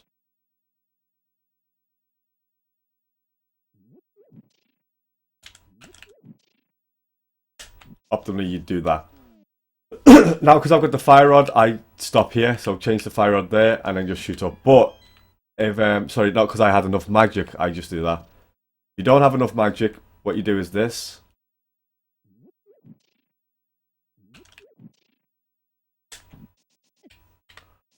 Dash to here, then change to the fire rod and pick up this pot. And hesitate a little bit because if you try and fire the fire rod too early, you're gonna get the you know, that message that pops up when Link doesn't have any magic. You know, that one. That's gonna pop up, and you're gonna hate yourself, and you're gonna look like an idiot. So don't do that. If you're really short on magic coming in here, let's say you had a really bad Lamola's fight. The way you want to do it is you want to walk around here. You want to pick up this. You want to come here, pick up that, fire that. Come here, fire that, up here, fire that, and then torch dash out. Or you can do this, which is a different way of doing it. You can just come down here, go straight around here first, pick this up, fire that, pick that up, fire that. Basically the exact same way. But yeah, you don't have to do that. Go for that torch dash at the end. But I like to pick up that one first, just because if you go all the way around and try and go straight to the bottom one, you can sometimes, you know, knock into that fire snake. You can do this as well if you know, are happy with your magic. You just don't really like this room. Not a big deal. Whoops. But yeah. Alright, so yeah, so it should look like this, hopefully. Not like that. Not like that. I'm just going to walk here because I'm too slow. Then whatever. Down to here. If you need magic, pick up the magic. If not, just torch, dash out. Alright. This room, you've got to be careful. Oh, one thing as well. Like, if you do pick up this, you know, sometimes you'll see people pick that up and then they'll fire rod out of the thing. Now, like in Skull Woods, the problem with the fire rod out is it's quicker than the fire dash. It's quicker in this room, but it's going to be slower in the next room. Which means you can get hit by a laser. So I don't like to do that. So here, try and dash as soon as you can. Pick this up. Hesitate. So actually, that was too far to the left. You want to be right up against the wall, so you can kind of walk away like this. You don't want to go up into it. Link's natural detection will pick it up as long as you pick up the pot high enough. If you need the heart piece, by all means get it. It's not that slow. Same thing with this. Pick it up. You don't have to walk into it because you're going to get hit. Pick it up and then start dashing right. Pick it up from the left. Start dashing right. Pick that up. Start walking here. Okay. Just wanted to make sure I didn't soft lock myself there. Okay. So this room, there's a few different ways to do it. Some of them are really good. Some of them are really bad. Don't do the bad ones. In fact, there's only 2 ways you should go about doing this. One is like this. Like that. That's not completely optimal, but it's basically the best strat. There's one that Zelna recently came up with, which is a little bit faster than that, which I've never tried before. I'm just going to try it now. Is he goes under both of these. A little bit faster, but you want to do this. So, oh, by the way, as you come out of this, hold diagonal out of this, and you'll automatically be facing the right way. You don't have to press down. Hold diagonal down right out of this while coming up this stairs, and it'll just automatically put you there. Dash there. Here. Now, you just need to figure out the pixel for what it is to shoot that fire rod underneath. It's not that bad. But once you figure out what it is, you'll be able to get it. If not, you just go on top. You just go on top. No big deal. Don't do this. Don't do this. Don't do that. Slow. Looks fast, it's slow. In fact, no, it's the same frames as this, I believe. Or roughly. Same as just doing this. Same with the item dash. You know, you see people doing the item dash as well. Don't do that. There is a super optimal way to do this that I came up with, but it's the hardest thing to do in the world. It involves... If I can just try and do it once. Okay, no, I'm going to try it one more time. Oh. It involves walking up to here, fire rod dash over to here, land on the edge, rod dash to the middle, and then dash out the room. But it's hard as fucking shit.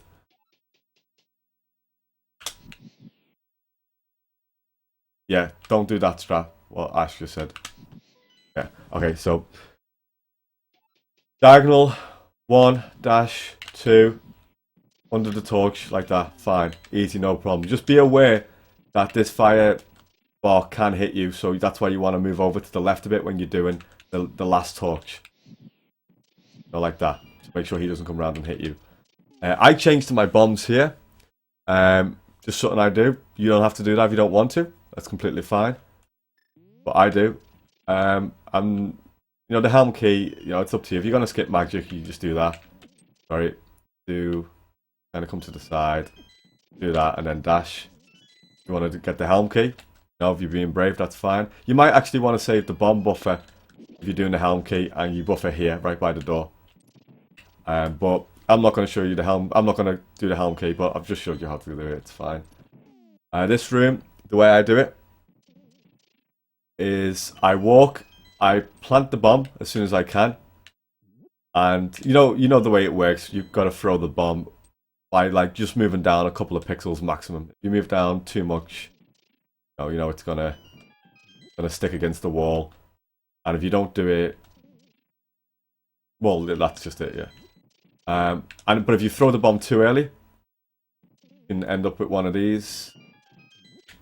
Where it just, you know, travels past, and it's still open the door, but sometimes it won't. So what I do is get the bomb down, hesitate, walk to here, dash up, like that. That's the way I do the room. Not the optimal way, but I will show you how some other ways to do it. Slash, oh, I slash up, sorry. The slash up is just to give me time. Slash up, then bonk. I changed to the hook shot as well, to be sure. Because I need the hook shot, yeah, and just to make sure the door opened. But you won't get hit by doing this. The other way to do it, I think, looks like this. Yeah, like that.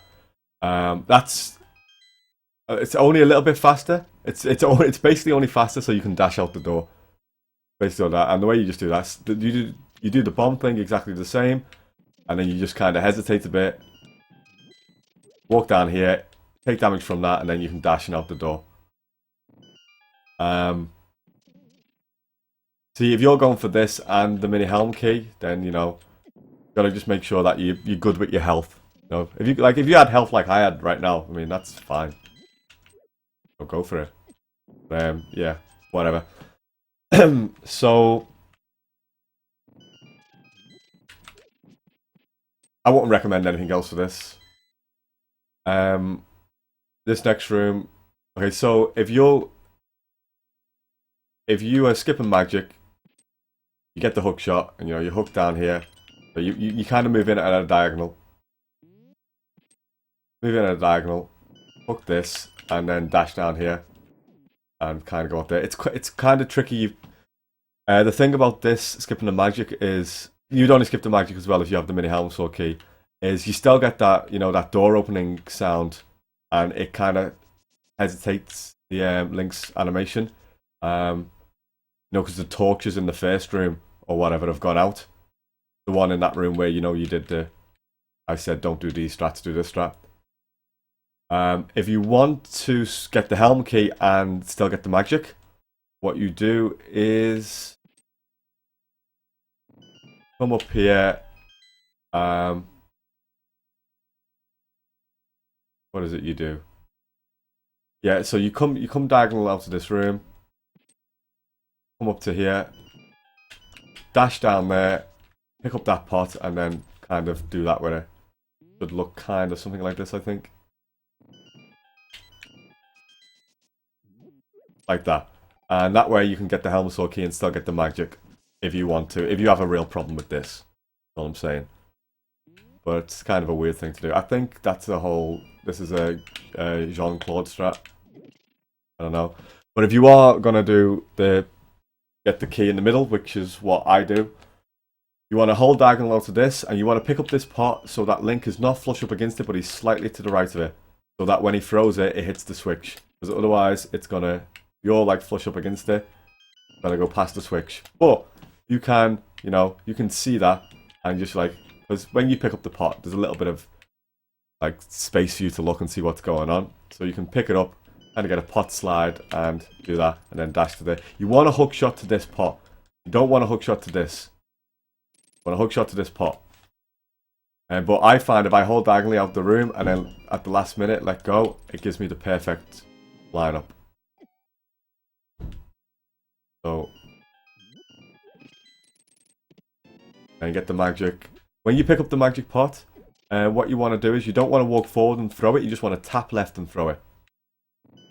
And the reason why you want to do that is, if you just throw it, you're not going to get the magic.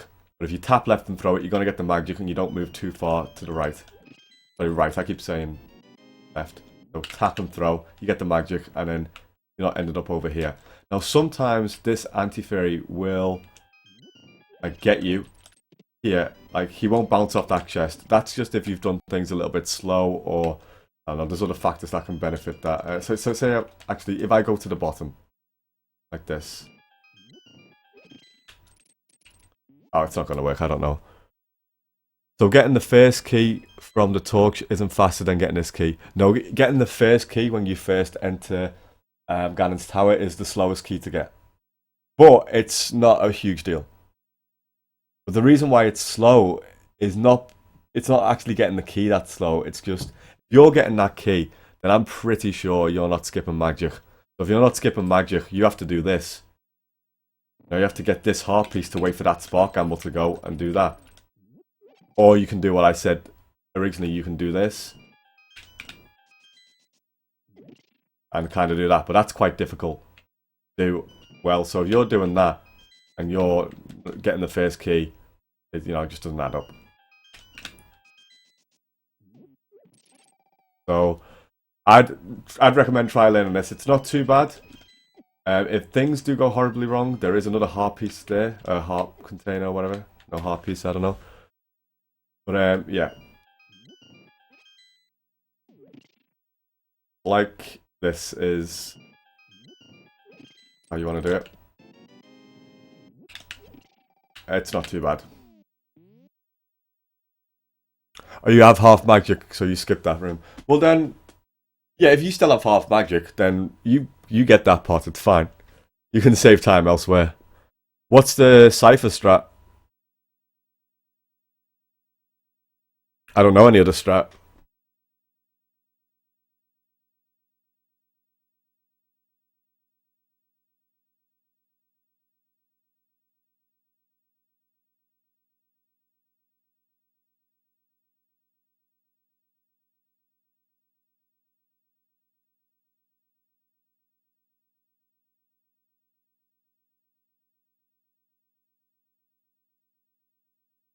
Pick the arrow pot and walk past the spike.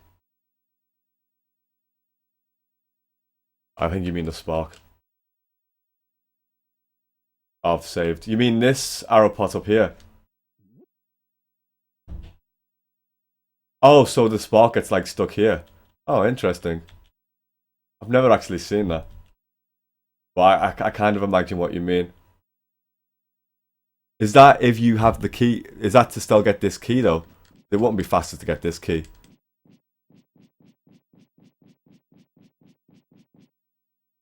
I'm assuming that's if you get the helmet sword key as well. But then why would you want to get the arrows? I don't know. Why would you want to? Oh no, you'd pick that up and come down. Oh, like this maybe. So you come in here. So you're suggesting like you kind of come in here, pick up the pot, whatever, flash this, and then come in here, get the key from there, and come out back that way. Something like that.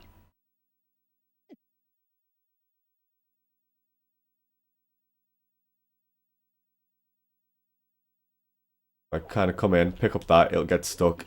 Oh, throw that at that, actually. That's probably what he does. So he probably comes in, picks this up, does that, and then gets that, and gets out of there. Oh, it was without the key. Well, if it was without the key, why would he want to do that? Oh, it was to get the magic. So it's without the key, but it's to get the magic. So you'd come down, do that, and get the magic, and then throw the pot there. So it's if you get the mini helmet sword key, but want to skip the magic. Interesting. I think Jean-Claude's strat would be faster though, which is just coming here, dashing straight down, picking it up that way. Pretty sure that would be faster. Right, Moldorm 2. Not really too much you can say about Moldorm 2. He's quite an easy boss. Alright, you want to dash as high as possible because it just gives you a first frame dash, or well, not a first frame dash, but you don't want to walk all the way down to you don't want to walk all the way down to here. So after you jump off, you don't want to walk all the way down here, even though it's a little bit safer. It gives you in the middle of the room. You want to dash like quite up high. I just practice Moldorm 1 and Moldorm 2, and this will get easier over time. Face away from him. The reason why we face away from him is so you don't accidentally poke him. Because you don't want to poke him, because if you poke him, then you're going to make him go aggro. You don't want to poke him. But yeah, I like to stay as high as possible before I dash. And then just, use my better judgment, I guess, of playing the game for ages and just try and fucking hope for the best. But you are going to get fucking knocked off by Moldorm 2 from time to time. It happens to everybody. Happens to Zelna, but very rare the better you get at the game. There's nothing else to explain which hasn't been explained in any Or the tutorial, I believe. Yeah. Maybe hover, but I'm not a hovering type of guy. Don't hover. Alright, actually I will explain one thing. How to get an early hook shot. What you want to do is, you want to kill this guy. Actually that's not good enough, that's not gonna, because I can't see him. What you do is, when you see his head, as soon as you see his big head disappear, that's when you can hook shot to the chest. But obviously, if you kill him over that side, you know, it's not going to happen. This one should be a lot better.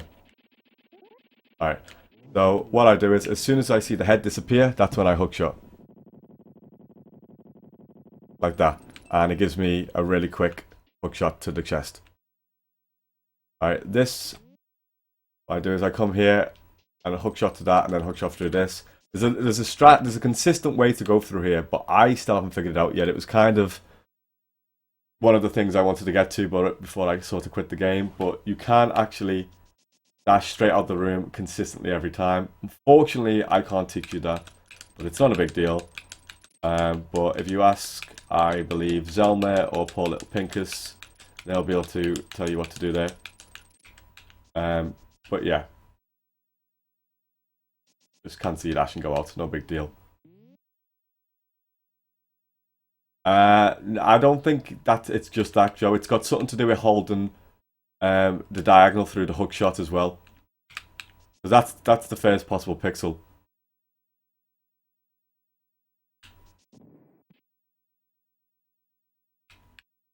But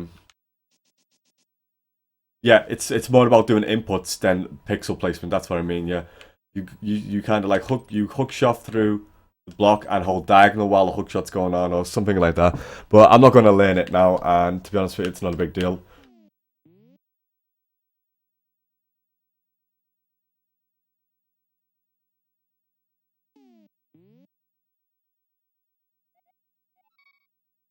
Alright, so I just hold diagonal through this and kind of wiggle waggle that. 1, 2, 3 is what I count there to try and get an early dash through the bumpers. So as soon as I hit him, get in the middle, 1, 2, 3. I'm doing that actually quite bad. I'm usually higher. I kind of like that, and that gets me through.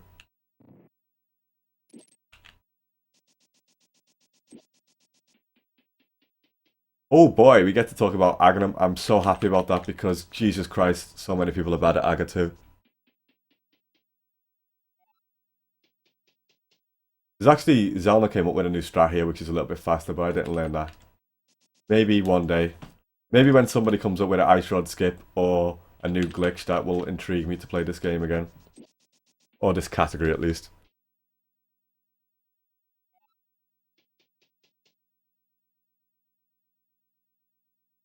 Okay, so here, when you come out of here, you want to tap up before you dash, just so you don't rub up against the torch, that's all, it's no big deal. Tap up and then dash, just so you don't like rub up, because you'll do like that otherwise, it's a little bit slower. Alright, so this guy, I actually don't want to load RNG.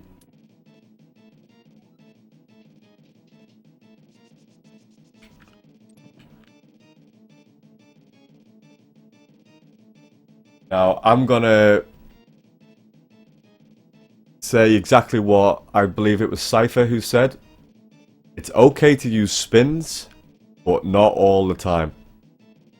Not all the time. In fact, I very rarely use spins in this fight, except unless I get certain RNGs where like the real Aghanim is in between the other two. So like sandwiched in between. That's like kind of the only time I will generally use a spin. I think it's better to use slashes. Right. First thing I'm gonna say, actually let's just try to do a fight. I'm watching me get like a 7 cycle now. Great RNG. Whoops.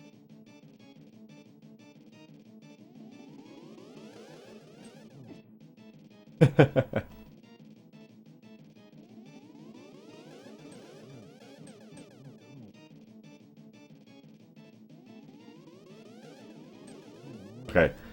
I'm just wanna... Oh, actually, no. I'm gonna leave the room. Fuck. I wanted to show stuff in the room.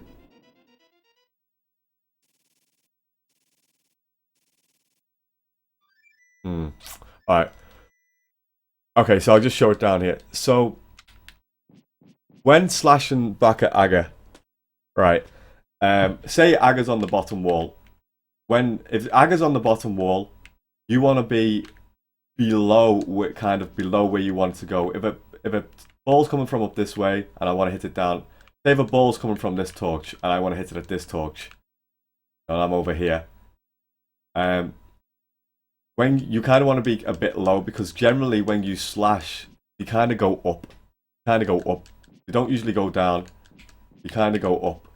You know, because like Link's sword is working 90 degrees that way. So when you're at the bottom and you're shooting down at him, you want to be a little bit closer to the wall. And when he's at the top, you want to be a little bit below him, kind of thing. Not in every case. Just, letting you know, think about that.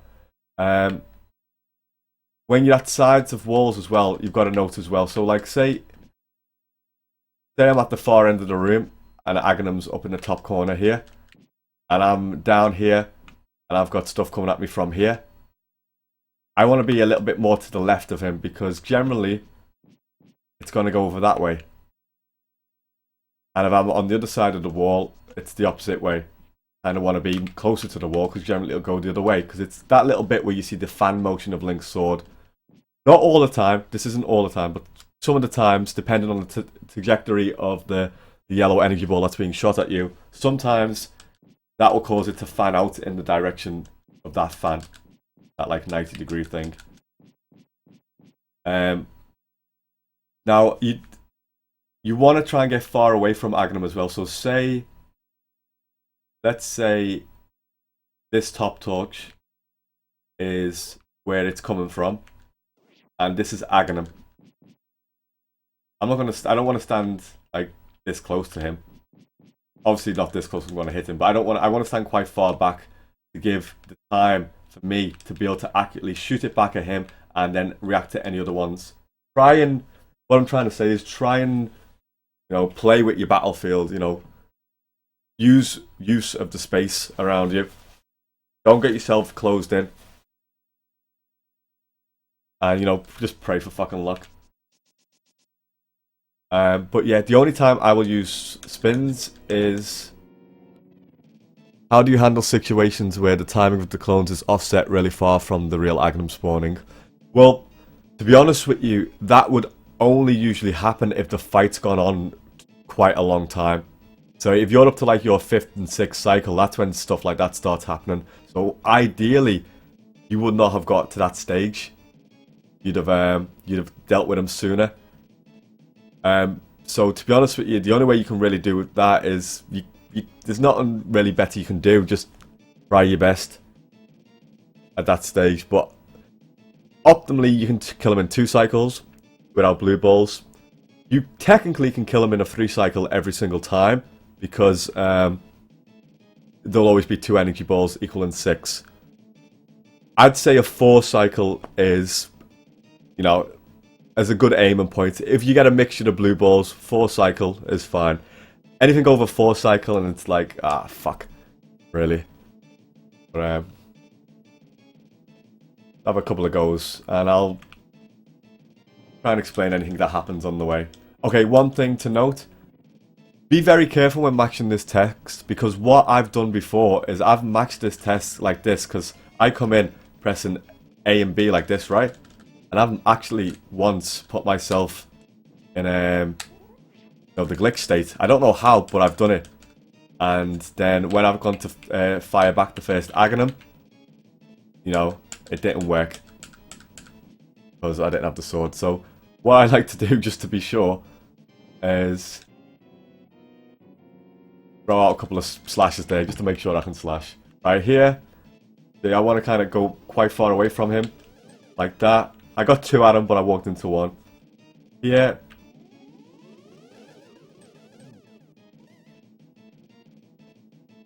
Right, here you want to go up top. I was a little bit slow getting up there, but... Here you'd spin. That's a good place to spin.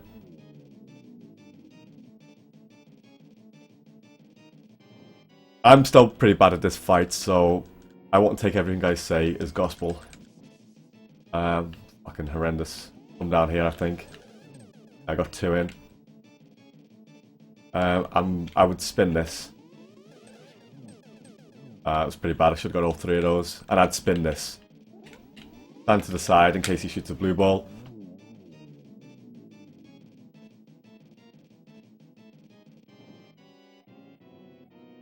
Actually, no, I don't think you do want to stand to the side, because I think you're more likely to get hit by a blue ball. Alright, this one. I'll do it again. Spin. Only got 2 in. Unfortunate. Actually, that spin, I should have been more to the left. Because... Sorry, more to the right. Because of the far angle of the far guy. You know what? You know what? It really helps if you're fucking good at snooker or pool. That would really help this. Just knowing about trajectories. Takes a bit of practice.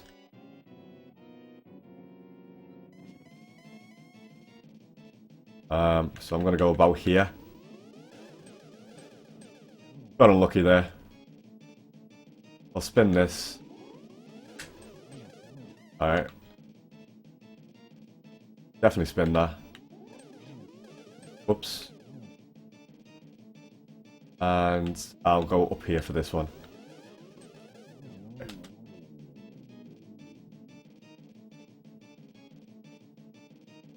Yeah, that's a good thing. Your rule of thumb is you spin if both clones are behind reel. I will do that, but only, again, if Aghanim's in the middle. Or yeah, if they line up like...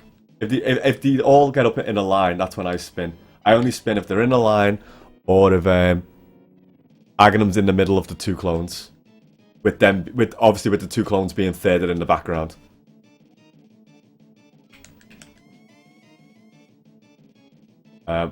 This one, come down here. Well, I'm gonna come here because the first one.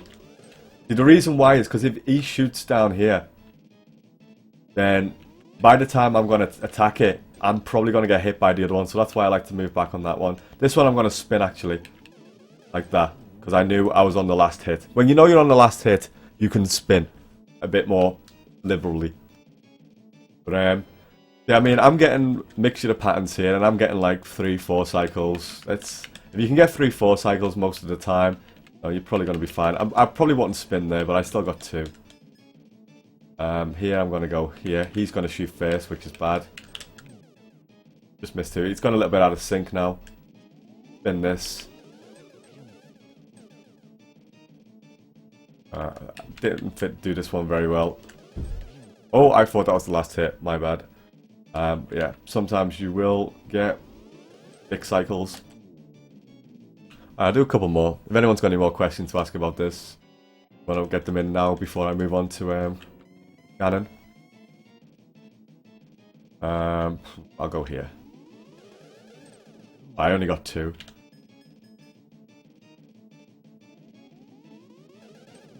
I got 2 again. I only went for 2 there. That was a bit of a weird pattern. This one I'm going to try and spin. Got the blue ball. And I'll spin this as well. Does sticking your sword in Aga's 2 butt really help with Ganon RG? Most definitely. Alright, I'm going to do one more. Takes a lot of practice, Aghanim. But just as long as you don't spin too much or don't, you know, not spin when you should do. That was awful. Alright, this is a bad pattern. There's like really not... with these kind of patterns, there's not really much you can do.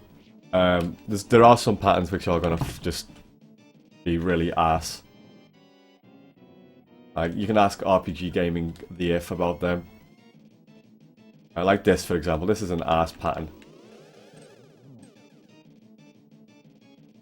This again is another ass pattern. You kind of want to go up here and maybe hit them at the side. I don't really know what to do in that one. Fuck, if I got this in a run, like, I'd be pretty upset because these are some dog shit patterns. Even this one's bad because it's kind of out of sync. I got hit. Oh yeah, that can happen sometimes. That sucks. Alright. But yeah, I'll move on to Ganon. Obviously, it's going to be a Tempered Sword Ganon.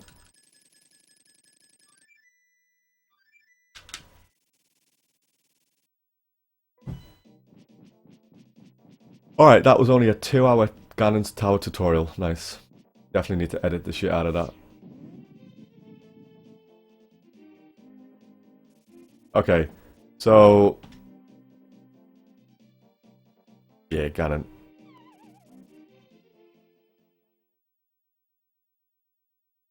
So, obviously, the Trident Spin is very crucial. It's the probably that and the Torch Glitch are the only like really tricks in this. The rest is just, you know, execution. By Torch Glitch I mean Fire Rod Torch Glitch. I won't be doing the Lantern Torch Glitch. So the way I handle Trident Spin is I move straight up 1, 2, and I try and get kind of in the middle of him, but not really. More towards the right. And then 1, 2. I always do to the left. I learned that from Jaden about going to the left. He thinks that left is better odds, so I've always done left. I did used to do up, and I've actually done down before, but I do think left is better. So I do that. 1, mash, mash, mash this with L and R. 1, 2, Trident Spin. Come down here. Alright, so the RNGs. Actually, I'm thinking... yeah, you know what I'm going to do for Ganon? I'm going to use my SD to Sniz, because Blunt Bunny did some... with the ROM hack, he did some save files for Ganon RNG. So that's going to be a lot easier than me trying to manipulate Ganon RNG on my fucking... on the cart. So... I think he did anyway. Pretty sure he did. Yeah, he did. Okay, so... is everybody okay with the Trident Spin, by the way? Anybody here okay with the Trident Spin? Yeah, Game Saver plus SD to SNES plus Pincus's ROM hack is like fucking amazing. It's like... this game is so easy to practice. Alright. I know you're not okay. You're fucking horrendous at Ganon RPG. You know this tutorial's for you. It's for you to get a 146 and finally cut Josh. Do I have a specific cue for the Trident Spin? Not a specific one, and it's actually quite a big window. But I'll show you where I'm at. How do you do it on this ROM hack? It's that, isn't it? Yeah, okay. 1.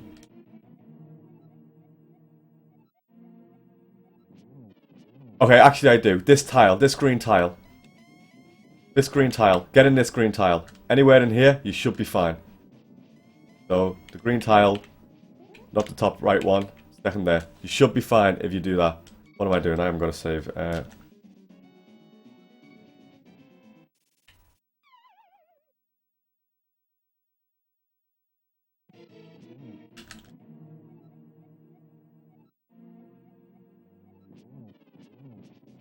Yeah, into the top green tile.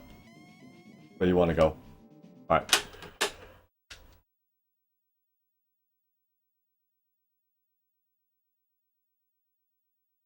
Probably don't need my game saver in. Actually, let me see what he's got here.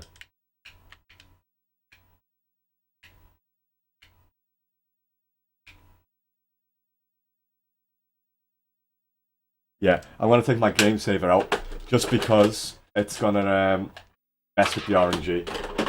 I can just use it straight from the saves.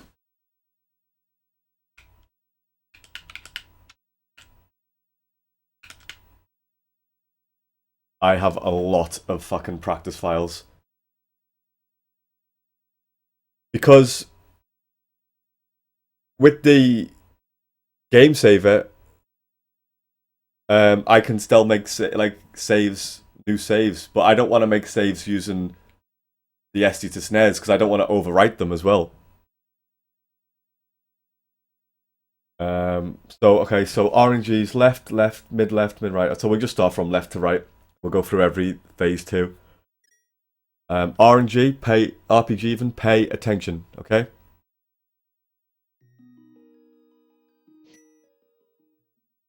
You gotta fall into this first, otherwise it'll crash the game. Pay attention, RPG, okay. So yeah, that goes bottom left. So if he goes bottom left, actually, I don't know if these saves are good because of avoiding the trident. When you get the trident spin, you know, you just avoid the trident. Avoid the trident, it's fine. So you come down here. 1, 2, 3, 4, 5. 1, 2, 3, 4, 5, 6, 7, 8. 1, 2. 1, 2. Now, this, in my opinion, is the hardest of the RNGs because you have to kind of do these like angle shots to try and get at him and avoid the fire. But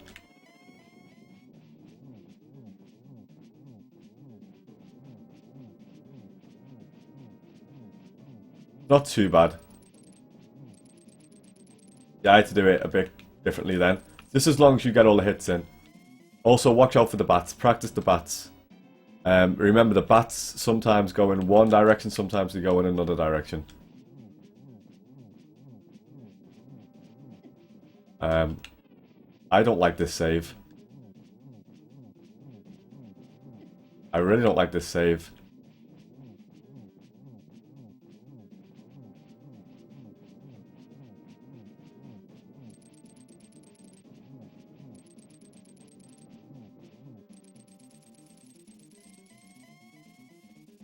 Okay. So, yeah, bottom left and bottom right are fairly simple. Let's do... I'll do bottom right, get it out the way. Why does it keep asking me to fucking change my clock?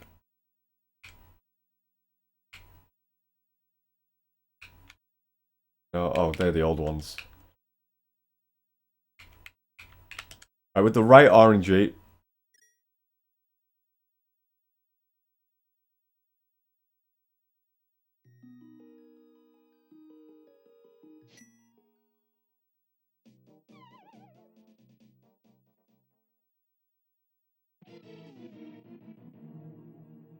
How do I load this again? With the right RNG, you know, you go flush up against this torch. After the initial 5,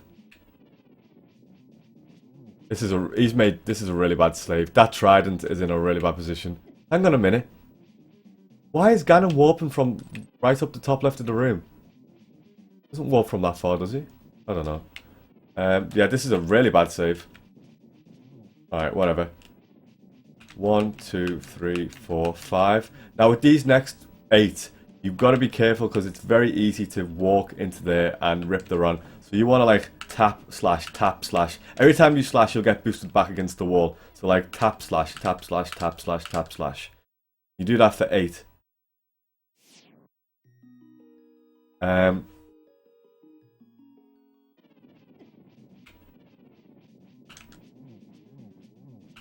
So 1, 2, 3, 4, 5, 6, 7, 8. Hook shot to the side, rather.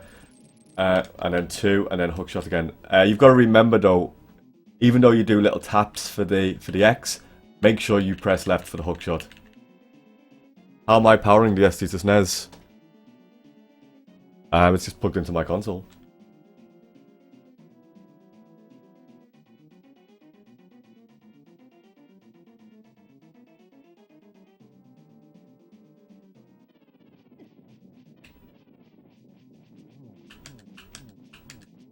Tap, tap, tap, tap, tap, tap, tap, tap. And tap, tap. You can be a bit more lenient there. Don't do what I just did there. Oh, right, okay.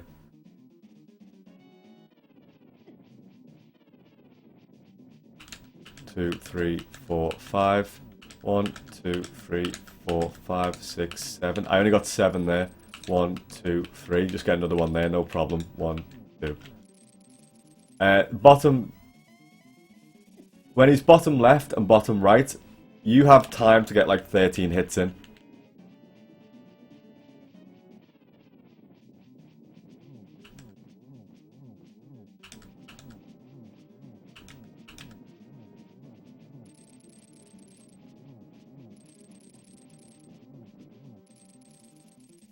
And then generally I walk up the left wall with that position, with that RNG.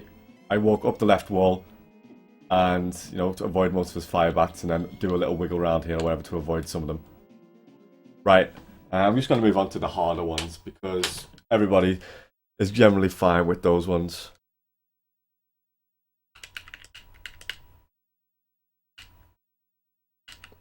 Alright, middle left.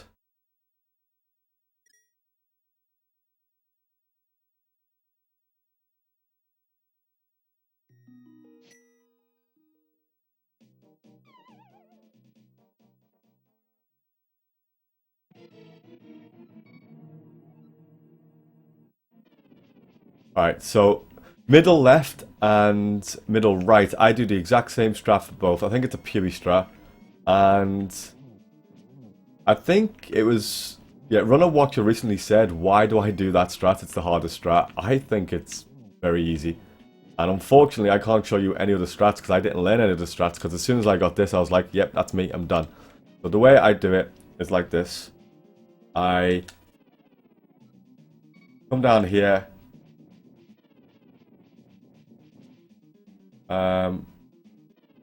Come down. Fuck. These saves aren't very good. Yeah, so I come down here. The save, man, is so bad. Get a double spin. Splash. Get another double spin. 1, 2, 2. Hook shot through. Double spin. Hook shot out. Splash. Splash. Looks complicated. Easy as fuck.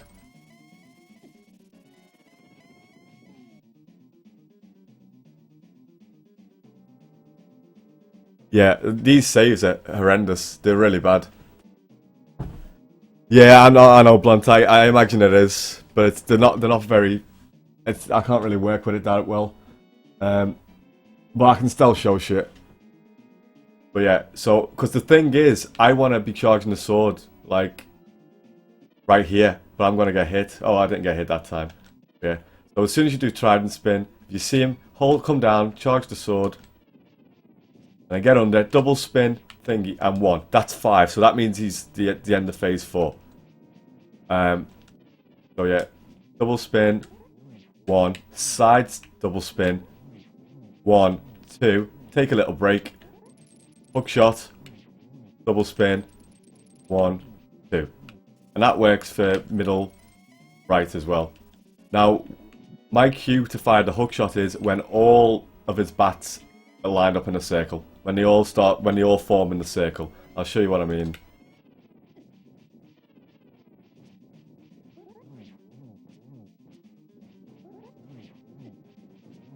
Like that. See, now all the bats are in a circle. This is when I'd fire the hook shot.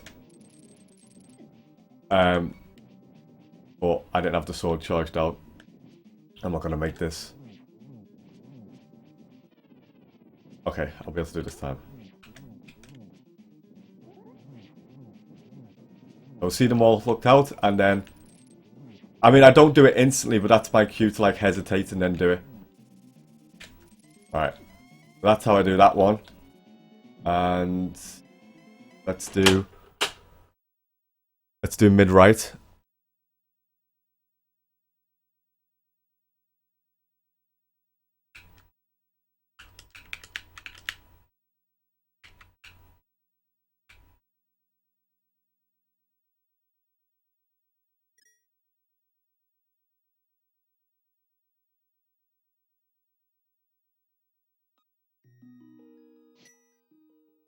You really have to go into the pyramid to load these blumps. Will it crash the game? Oh, that's a good save. So same thing as before. Double spin, up. Double spin, right, left. Take a break, do that. Hook shot up. Then boom. Then just go back at the torches. Hook to this torch. Always hook to that torch.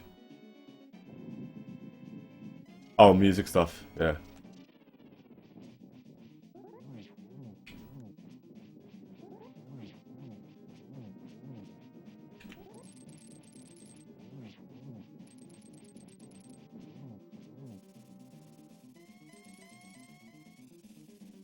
Okay, and that's that. Same as phase the other one. I'm just going to keep this one on now and just do phase 4.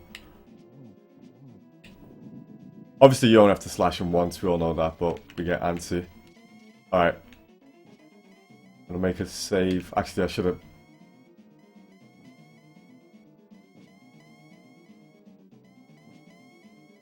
Actually, no, I need to... yeah, okay, I need...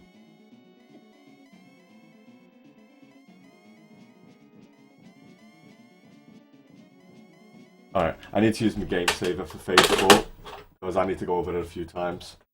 I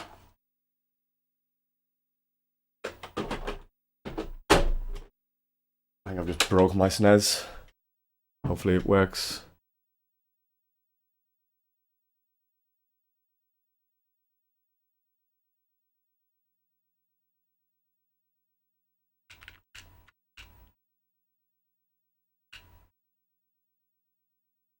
Is your phase 4, where's it actually saved from? Because, like, is Ganon at the bottom, at the top, or is it in phase 3 still? Actually, I'll just go from here just in case.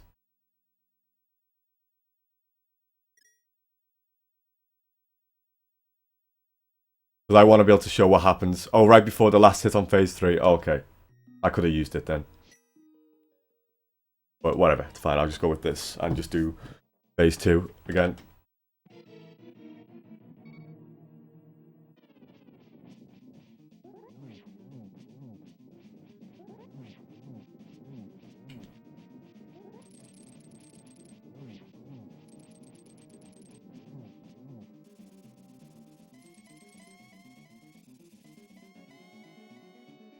Avoiding those bats just comes with practice. You just get used to how they move. Don't dash into Ganon.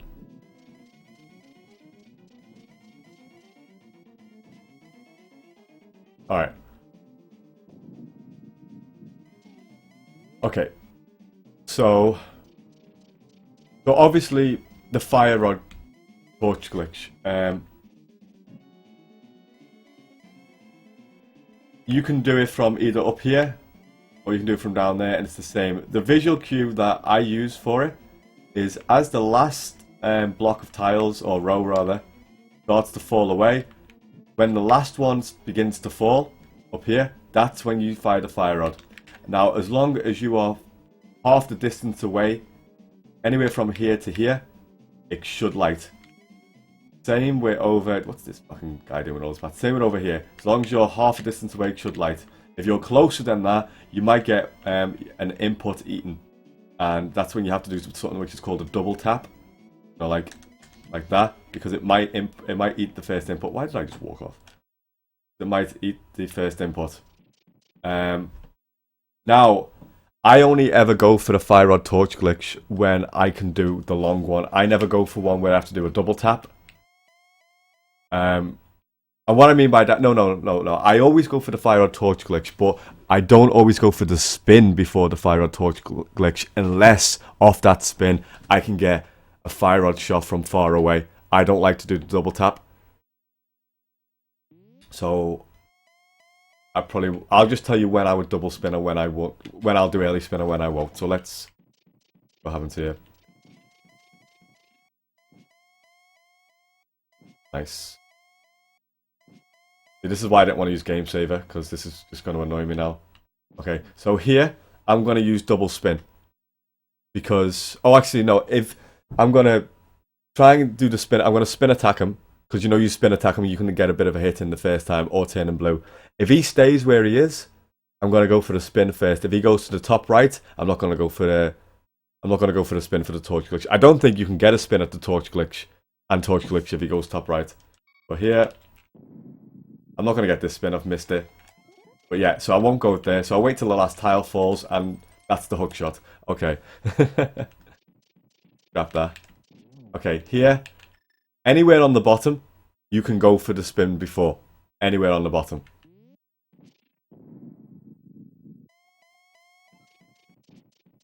Do like that, and look up for the thing, and then boom. I mean, I missed it, but that's the type of thing you want to do. Now, I know it's really annoying because the magic meter is actually in the way of the tile that falls, but you can still see it.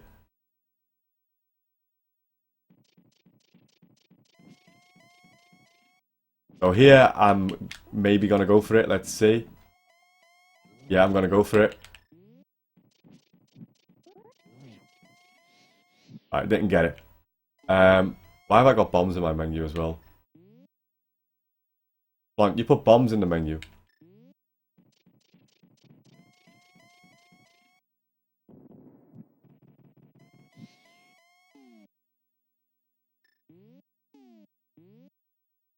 Alright.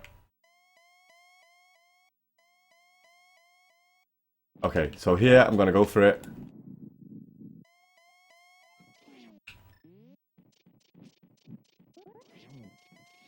Like that.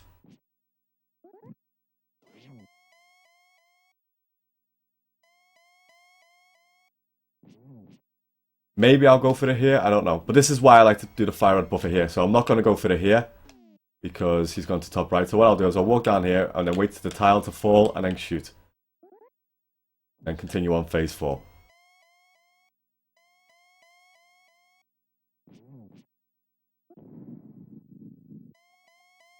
Right here, I'm going to go for it. Like that. To be honest with you, up here is one of the hardest ones to go. Like, quite difficult to get it up here. Anywhere down here, it's not too bad. But, you know, you don't have to go for this. You can just leave him and just, you know, avoid the first line of bats and then just get the fire rod torch glitch and then continue on phase 4. I mean, it's actually faster to like if you're down here to get the spin in and then light it with the torch and then switch to the fire rod, because that's only 2 extra menus, which is like 2 seconds. But getting a spin in is like, can be 3 seconds. It can even be more than that. So if you can, like, okay, let me try and show you what I mean. I'll give you an example. Hopefully he stops somewhere good. Alright, nice. I'm not gonna get that spin, but like, you can do this.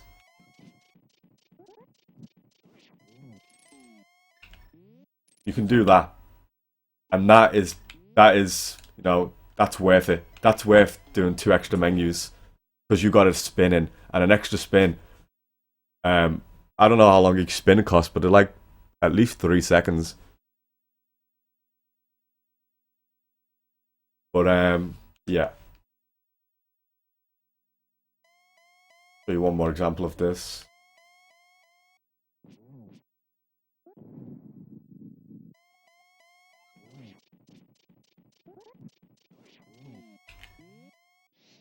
Okay, there I double tapped, because if you noticed, I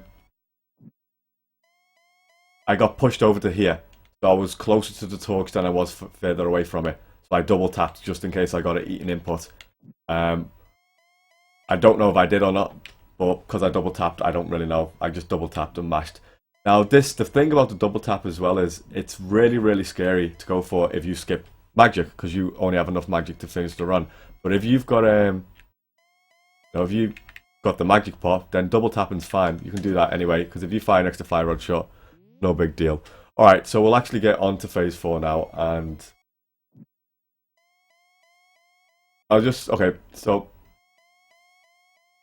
there's a lot of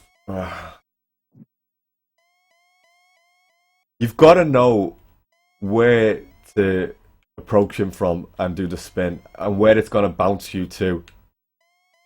And to be honest with you, it's really difficult to explain. Easier if you just practice. But obviously he goes in threes.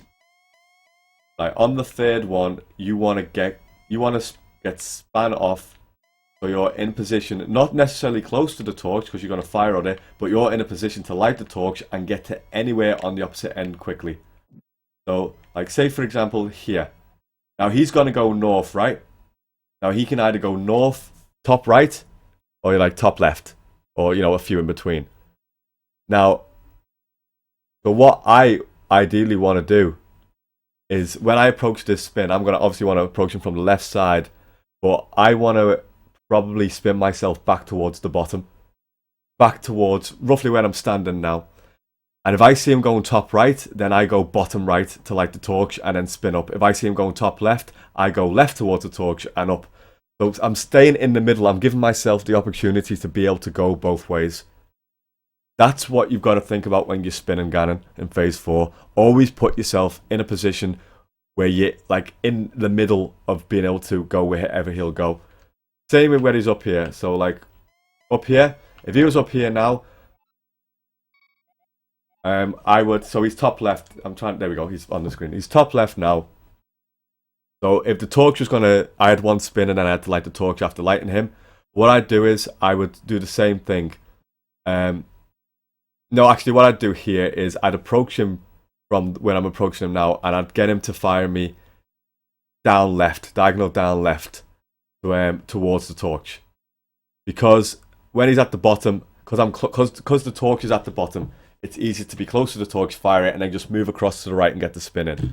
So like, I'd spin and come down here to get this, and then look, I can get that spin in.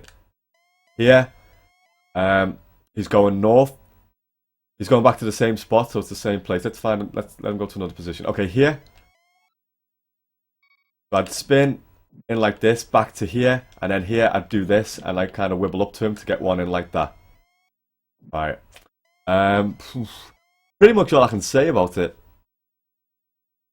Just when you are fighting him, just try and get him to always put you somewhere close back to the middle.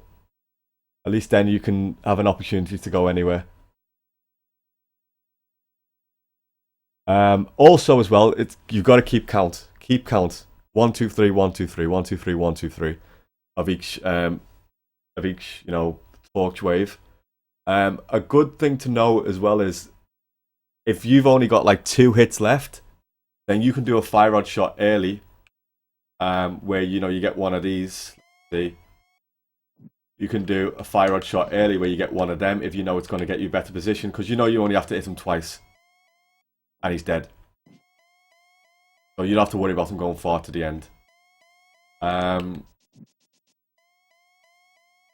yeah, Ganon's Ganon. I mean, if with average warps, if you can't get a sub 2 minute Ganon, then like even with using the torch, if you can't get it, not using the fire rod, if you can't get a sub 2 minute Ganon with like 4 or 5 warps, then and you're getting 1-on-1, then so it's all in phase 4. Then just practice the fuck out of phase 4. Phase 4 though is really fun to practice. It's a really fun thing to practice. But I think that's about it for the tutorial. Unless anyone's got any questions. Oh, the Ganon dash. The Ganon dash. Let's just kill him dead quickly.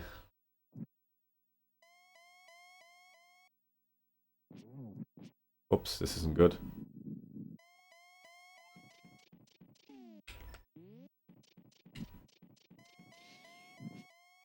No way, man. Alright, fuck it. The Ganon dash. Just tap the dash like this, right? That's all you do. Just tap the dash like this, and then when the fanfare starts, just keep hold of it and press up, and you'll dash out. No problem. But yeah, that's it for this tutorial.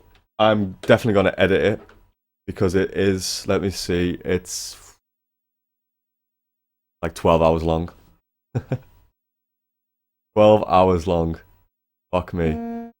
Whoops. That's like longer than Andy's and Runner Watches combined.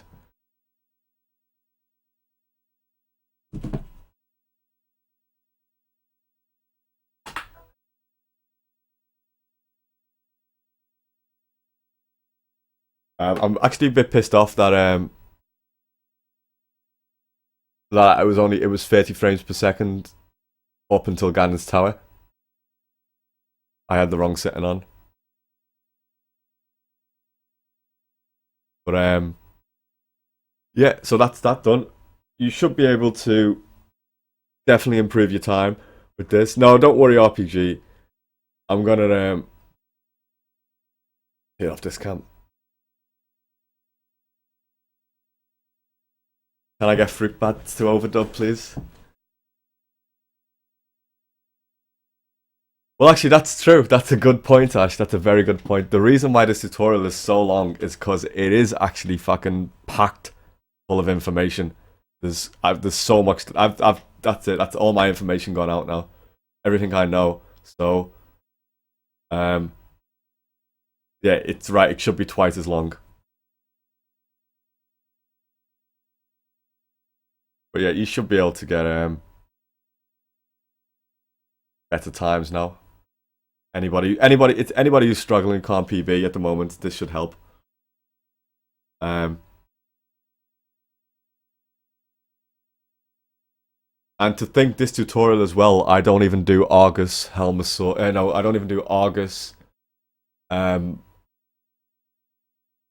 Jump, or Mothula, because I'm just going to link Josh, Jaden, and Blunt Bunny's tutorials respectively. Addy, you should use this tutorial, and with your skill already, I reckon this will fix your Dark World anyway. This will fix your Dark World. Your Light World, you know Light World anyway. There's probably some stuff in this Light World that you might not have known, but it'll definitely fix your Dark World. I'm expecting 126s and 125s from everybody.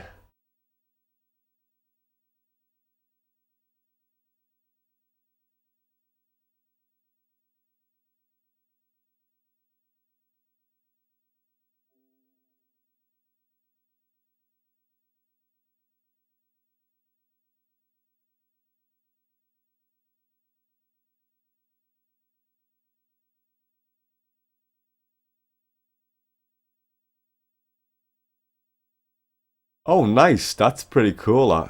Chat replay. That's really cool.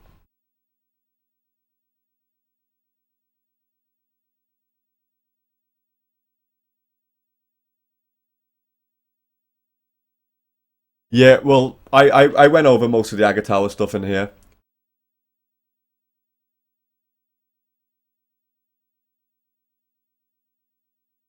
But yeah, so that's probably... Well, this is the last time you're going to see Link to the Past on this stream for a while. I might start joining weekly races again in summer once I don't hate this game anymore. Hopefully by then they'll be full of fucking like all these new god gamers who've all got the fucking great times. We get some fun races. Like Scrivo will probably have like a fucking 1-2-2 by then. But yeah, alright, I'm gonna go and have some food, and then I'll edit this tonight. I'm gonna restream the edit because I don't want to highlight the I don't want to have like 12-hour highlight for people to go through. I'm gonna try and cut it down to like a 6-hour tutorial, hopefully. So I'll re-upload that. But yeah. And then I'll be back in the week doing more Resident Evil runs, if anybody gives a shit about that. But thanks everybody for watching. Hopefully this helped. And I'll see you soon.